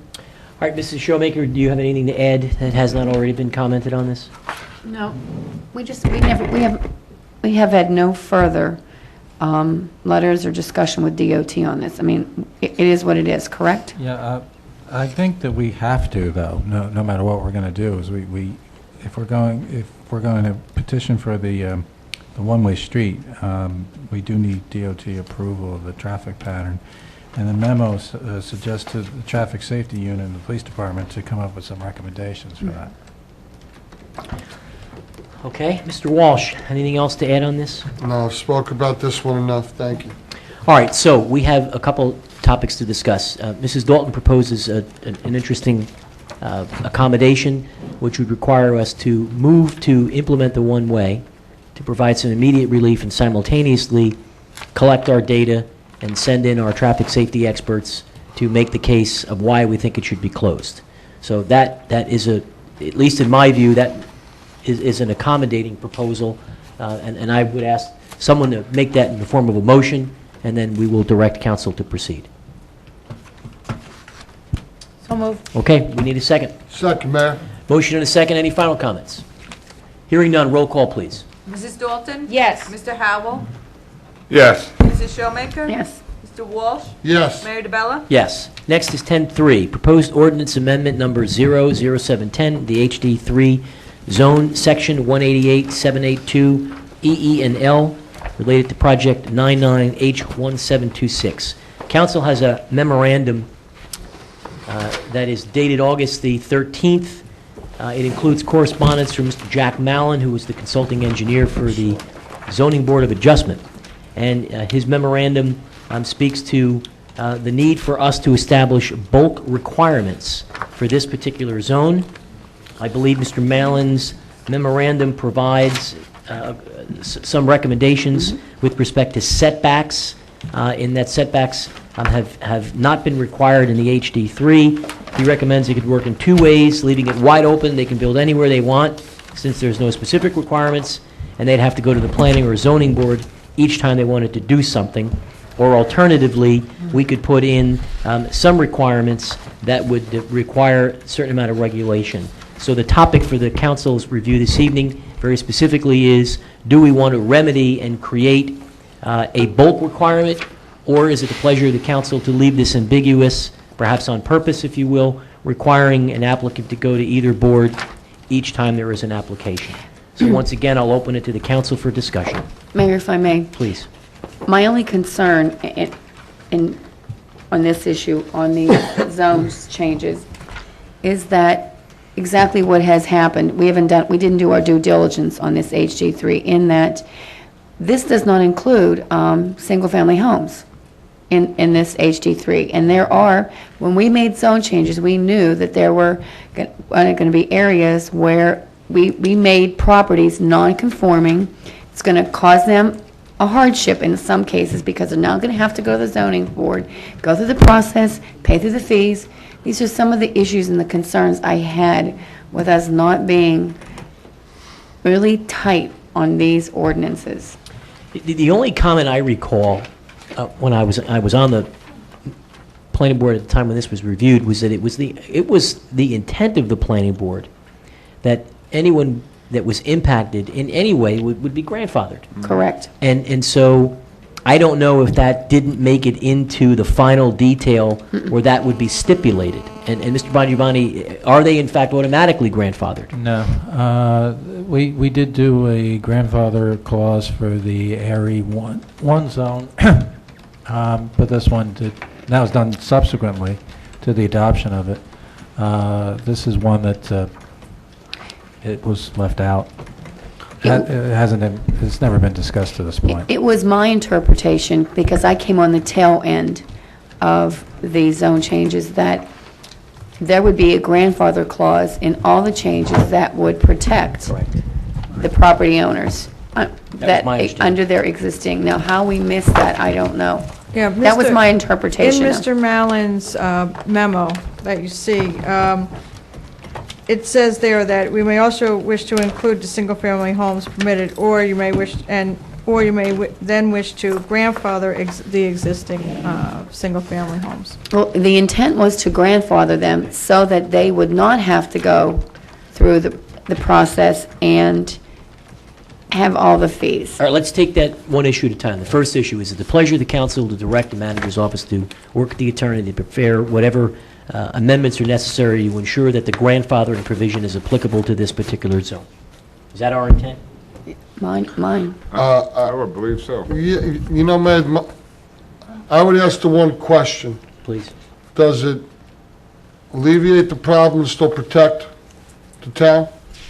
Or is there more to it than just grandfather? I think there's more to it. There's the issue of the There's more to it. grandfathering, and then there's the issue going forward of are we going to set bulk parameters so that it's very clear, or alternatively, are we going to leave it ambiguous so that each time something comes up, a new applicant has to go to either the planning or the zoning board, right? I mean, I think there's two issues. Right. So the first is, are we in agreement to grandfather people who are already there? And I think the consensus is yes. Is that right? And I think you would probably state in the ordinance that whatever were the bulk requirements of the prior zone Would apply. Would apply to Okay. those. Correct. So I think you have your direction on that. The second issue is, do we want to specifically craft criteria to define the bulk requirement for the new HD3 zone, rather than not having bulk requirements the way that it reads today? Absolutely, because if we do not, it leaves it open, and basically they can do what they want. All right, Mrs. Dalton, I think you- If the teeth aren't there. All right, you want to, go ahead, That's Mrs. what I Dalton. wanted to understand in these zones. Were there previous bulk requirements? I mean, were these residential properties permitted uses prior This to is a new this? zone. It's a new zone. HD3 was a newly created Right, zone. but where we've created it, there are existing homes, yes or no? It seems to be rather sparsely, I think, populated. So in, There may be some mixed businesses in there, too, you know. were there bulk requirements for those properties at any Yes. time? If they were If they were in a grandfathered, they would go back to the previous zone, and they would be held accountable under that zone for Right. all the requirements. Right. But They is wouldn't it- just be exempt and do whatever they want. They would have to go back to the bulk requirements or whatever was under their past zone. Is it possible that there are, I'm sorry, Mr. Mayor. No, please. Is it possible that there are homes that now exist in that zone that didn't have any, that are so old that there are no? And they bulk- may have been previously non-conforming lots. And they may just remain the same, previously non-existing, non-conforming. I think we need, my suggestion would be that we direct Mr. Bongiovanni to look at what we can do on a blanket basis, to not just necessarily only affect properties that are not, will be non-conforming now in this zone, but anywhere where this happens from time to time. So that there are some standards for, what I don't want to see happen are for people who have a home that is now non-conforming, have to apply for, we talked about this in another, Correct. in one of the other zones. What did we do? We did this a few months ago with another zone. And that's we exactly, created. this will have to be The zone by area zone. one I don't think that you can do a blanket thing. I think it has to be zone by zone. Right. And that's why, when we discussed this, that we tried to put those teeth in there. Howard missed this. For some reason, there were no requirements set for the HD3. All right, so is there a template that mirrors or is close in resemblance to HD3 where we have bulk requirements rather than sort of reinventing this? I don't, I think he did, I He think did. Mr. Mallon attached a suggested. Yes. I don't know where he I just got don't know those if that's from. consistent with anything else. I'm going to ask him, or somebody should ask him where he got these ideas. All right, so could we get council's direction to have Mr. Bongiovanni work in concert with Mr. Mallon to come up with a set of requirements that are consistent with other HD requirements, and that we do want to have specific criteria?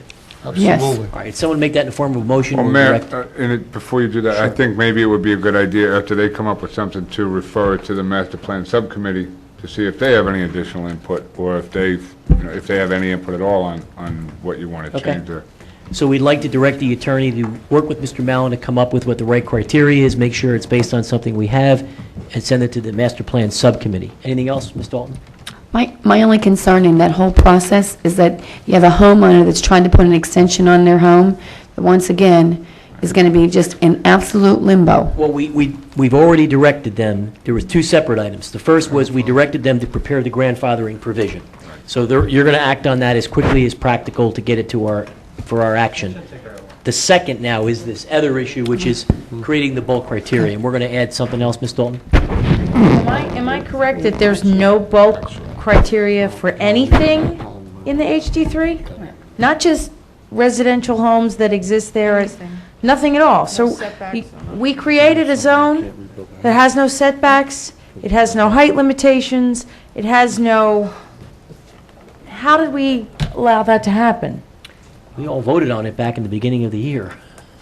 This was, I mean, not to be critical of ourselves, but the five of us voted on this back in January or February. I'm not biting on that one. I'm not biting on that one, okay? I don't think mean, anyone we are intentionally professionals did. for a You're reason. right. Well, We you're are right, yeah. professionals for a reason. Okay, I need professionals to give professional advice, professional performance.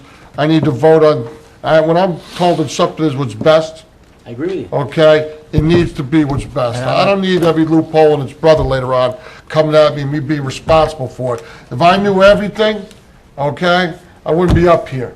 All right, I don't know what I'd be doing, but I wouldn't be up here if I knew everything.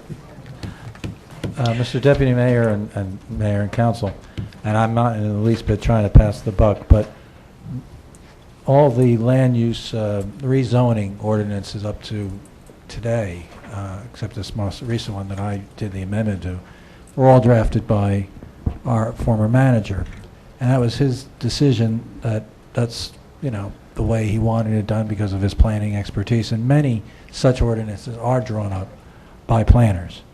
And I think just in the review process, there was probably just a failure to Oversight. really communicate. And just, I think there was maybe a desire to try to attack it because things weren't, it was perceived that the master plan was really not being implemented fast enough. All right, so we know we need to correct it, and I think we have direction, or you have direction from the council to work with Mr. Mallon to get it updated, come back with recommendations, get it to the master plan subcommittee, have them get back to us, and then we'll act on something, and in the interim, we'll work on a grandfather provision. Mr. Bongiovanni, as our barrister, is that correct, Mr. Barrister, yeah. Barrister, as our barrister, would you do me a favor? I want you to review them for me, okay? Because I'm going to say is, I'm going to ask you if this is the right thing to do for the people of Howell. I don't know everything about every law when it comes to land use. I'm not going to pretend that I do. I mean, I have a good understanding, but in my eyes, that's what professionals are for. I have CPAs for my mortgage company. I have attorneys for my mortgage company. You know what I mean? I need your help. The pace at which these items were put in, my opinion was really solicited for really construction of the ordinance rather than inconsistency within itself, rather than are we missing something here? Okay. Those opinions weren't sought. I'm not blaming So I you for the didn't- past. I'm asking you for guidance in the future. Deputy You got Mayor. it. You got it. I just want to mention, one of the reasons that we pulled off that introduction of 9A1 tonight was exactly what you're speaking about. Upon the recommendation of our solicitor, we're going to workshop all those land use ordinances so everyone on council is perfectly clear as to what's going on. So that's why we pulled that. We want to make sure that it's workshopped, that and every member of the council understands it. Good. And that's what we will be doing with all the land use ordinances. And you know, I'd like to say to some of the people that come up here and they point these things out, I thank them because they're serving the community. A lot of things get pointed out by some of the residents of this community, which are in the community's best interest. And really, it's a lot of the good things in Howell Township too are from the diligence of some of the citizens of Howell Township. And much times, sometimes I get a little angry at them also. A lot of times it should be commended. And, you know, I'm just, in the future, Mr. Bongiovanni, okay, in the future, Yeah, who am I gonna, I don't like pointing at people. Who am I gonna blame? I know. I want you. I got you. All right, the last item we had on here was a discussion with regard to the Finance Review Committee. I had asked that this be put on, and I'll be brief. I've had an opportunity to reference my comments individually to members of the council. Upon review of the minutes of the Finance Review Committee, some of the meetings, I am concerned that I think the committee, while it is absolutely filled with terrifically qualified, very well-intentioned volunteers, I think it's incumbent upon the council to attempt to redirect their focus so that it is more consistent with the authorizing resolution. Upon review of the minutes, the committee is getting involved with talking about how we evaluate employees. They're talking about attendance records, talking about customer service training, making requests for information from the police department.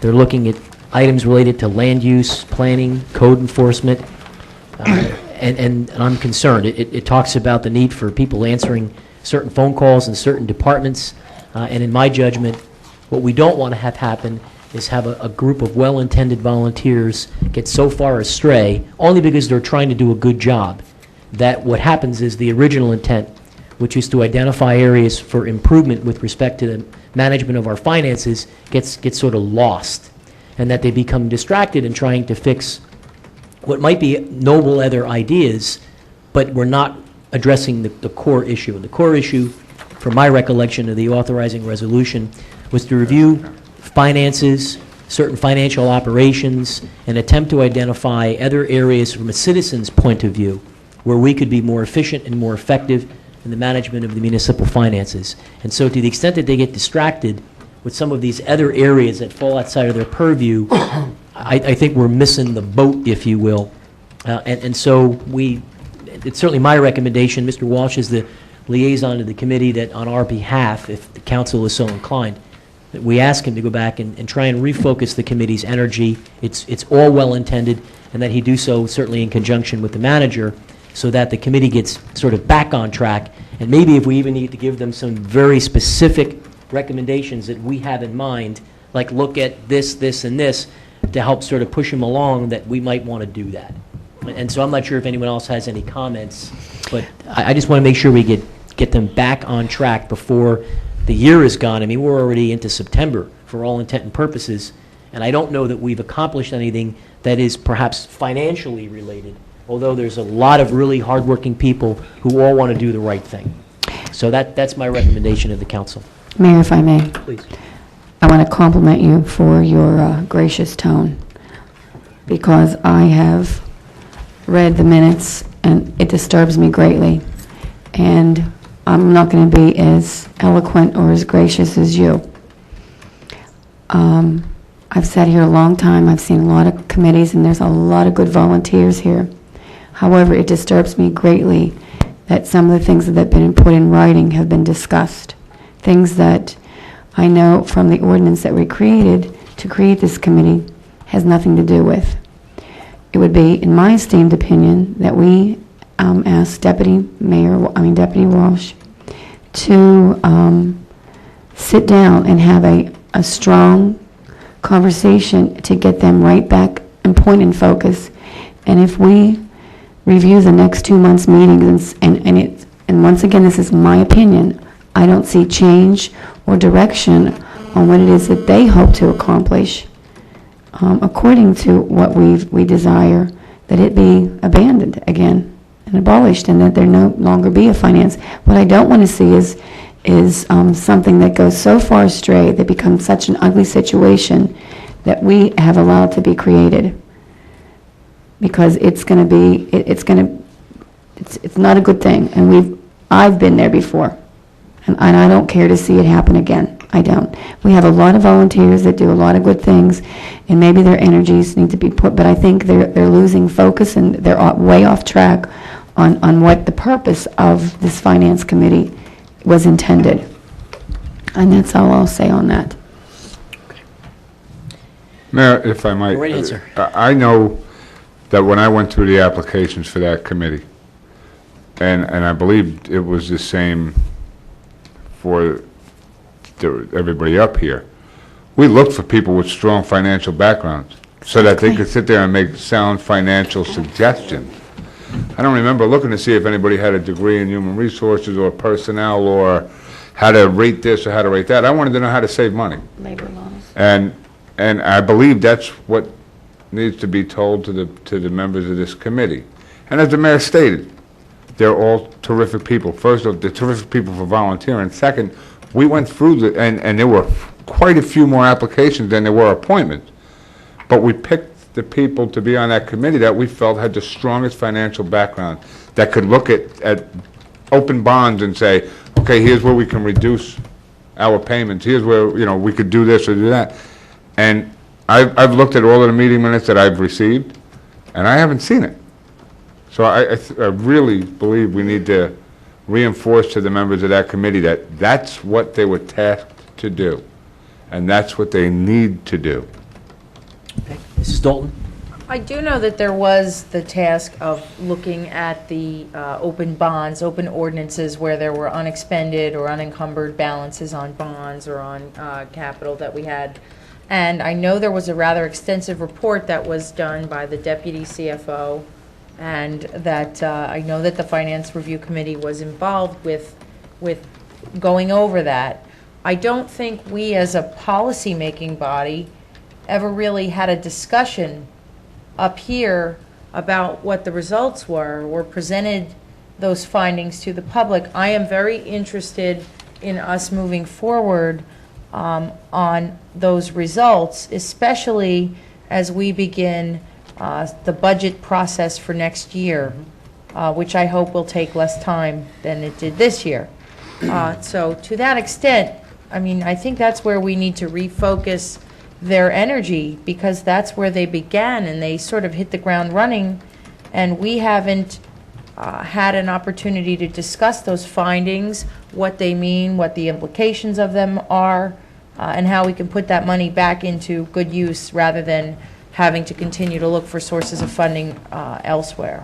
Yeah, and to your point, what I would hope that we'll get from the committee, and perhaps it's forthcoming, is, in addition to the minutes, a periodic report that says, here's what we've uncovered, and maybe the chairperson or the vice chairperson or a couple of members asked to get on the agenda, and they say, okay, we're 60 days into this, here's our first recommendation, here's what we've uncovered, here's what we want you to do. When Mr. Librio was involved in the Ordinance Review Committee, when it was originally constituted, he would come from time to time and give a report. And he'd say, here are the things we uncovered so far, here's what we want you to work on. And so maybe what we want to add to our direction to the committee is that maybe it's quarterly, maybe it's as necessary, that they give us a report and they say, here's what you need to do so far. So that we have very specific actionable items that we can delineate out of what they're giving us. Because just working off the minutes, I don't know that we've been preempted to or prompted to take action on something. Does that make sense, Mrs. Dahl? Yeah, absolutely. Okay. So I think the direction to the manager and the deputy mayor is to get the group back in order in terms of redirecting their focus and asking for periodic status reports, and I'm certain you'll both get to that post-haste. I believe the next meeting, September 5th, I will be there barring anything unforeseen. I know they are preparing an interim report. I would like to see them be a little bit more focused, and I also would like to see what they are asking of the deputy CFO. I don't think it was ever the intent of anybody up here for this deputy CFO to be overwhelmed. He does have a job to do on a daily basis also, as well as having a newborn, which those that have had newborns know they take a lot out of you. So, but I will be at the meeting September 5th. I will address some of the council's concerns and my concerns also. I have concerns also. I think things have strayed away from where my vision also was of them, where they would be focusing their energies. So I will be there, and I will, the meeting after that, I will give a report back to the council during the public portion of the meeting. Okay? Thank you, Mr. Walsh. Just some final comments. Our workshop meeting for September is scheduled for the 4th in this chamber here. 6:30 is our executive session. Regular session is slated to start on or about 7:30. Our regular meeting is Tuesday, September the 18th. Again, executive session at 6:30, regular session at 7:30. Councilman Howell was kind enough to remind me to make an announcement that the Howell Historical Society is having a yard and bake sale to benefit the society on September 15th, 9 a.m. to 2 p.m. At, in fact, the Mackenzie House. So if you can make the event, they do a wonderful job, the Historical Society. And Mrs. Schlegel, is there any other business for us to act on this evening? Oh, I do. Mayor, Okay. I have to have like a 2-minute conversation about this cross-acceptance. We haven't talked about this. Okay. Okay. I just want to make, I emailed you, but I didn't get a chance to Yeah, see if you emailed me back. I did. I'm really, really concerned because what was discussed, I thought was the complete opposite of what it said in that, on your letter. I thought that we said that we did not want to change the 2 to the 5. We wanted to keep it the 2 because we're putting sewer lines in, and now we're going to change those areas and restrict them to 5, where there are things, we're really restricting what we can do and not do in there. So I was concerned about that statement. But just, it wasn't us. That cross-acceptance is what came from the state. Right, that's correct. I don't care what comes from the Yeah, but state. it wasn't us changing it, though. But we were sending our comments, Well, that said that we were willing to go from PA2 to PA5. Did I read it wrong? no. Okay. When we got the plan from this, when the state sent the plan, they had sent, there was a deadline that we had to give some comments to them regarding the cross-acceptance. I can't speak for what happened, but those comments weren't made by that deadline. Tonight, there was a cross-acceptance meeting for us to be able to at least go on the record with any concerns that we had regarding what was on the plan.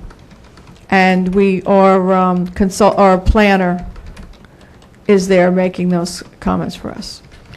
And Mrs. Schlegel, I know I'm certain other council members also sent emails.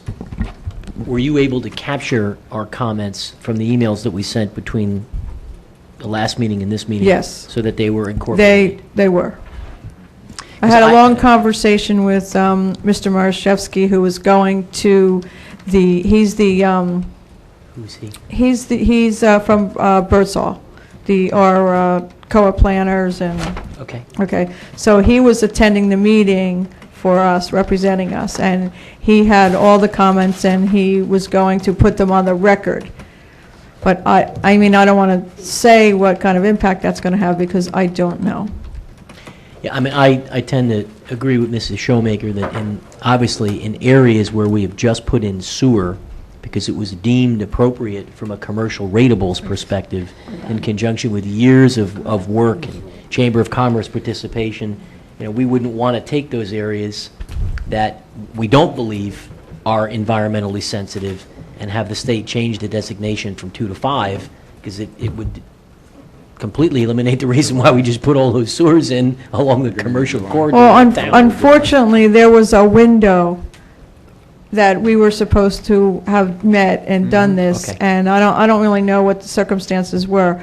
I can only speak moving forward. So we're playing catch-up. They've Right. got our comments. We're trying to read them Exactly. into the record now. Exactly, If the state and- got this done on time, it'd be the first thing they ever got done on Right. time. So tonight, like I said, at 6:30, there was a meeting.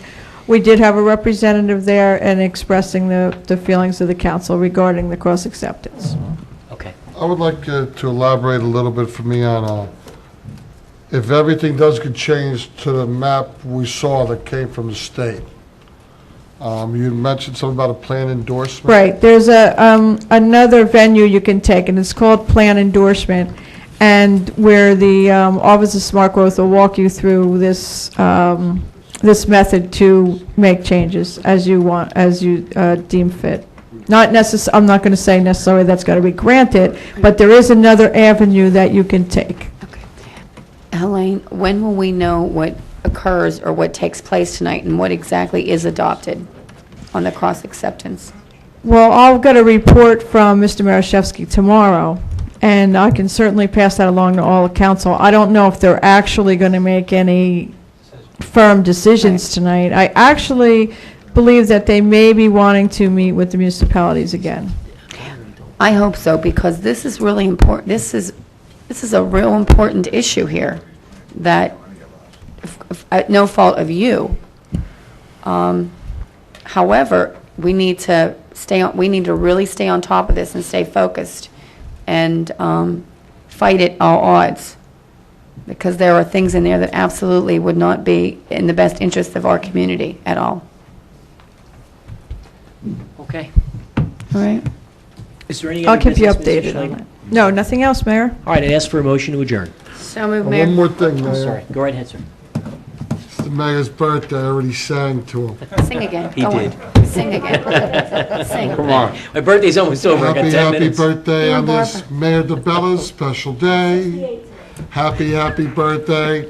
That's what the people from Howell and the council's here to say. Happy birthday, may Mayor DeBella's dreams come true. Happy birthday from all of us to you.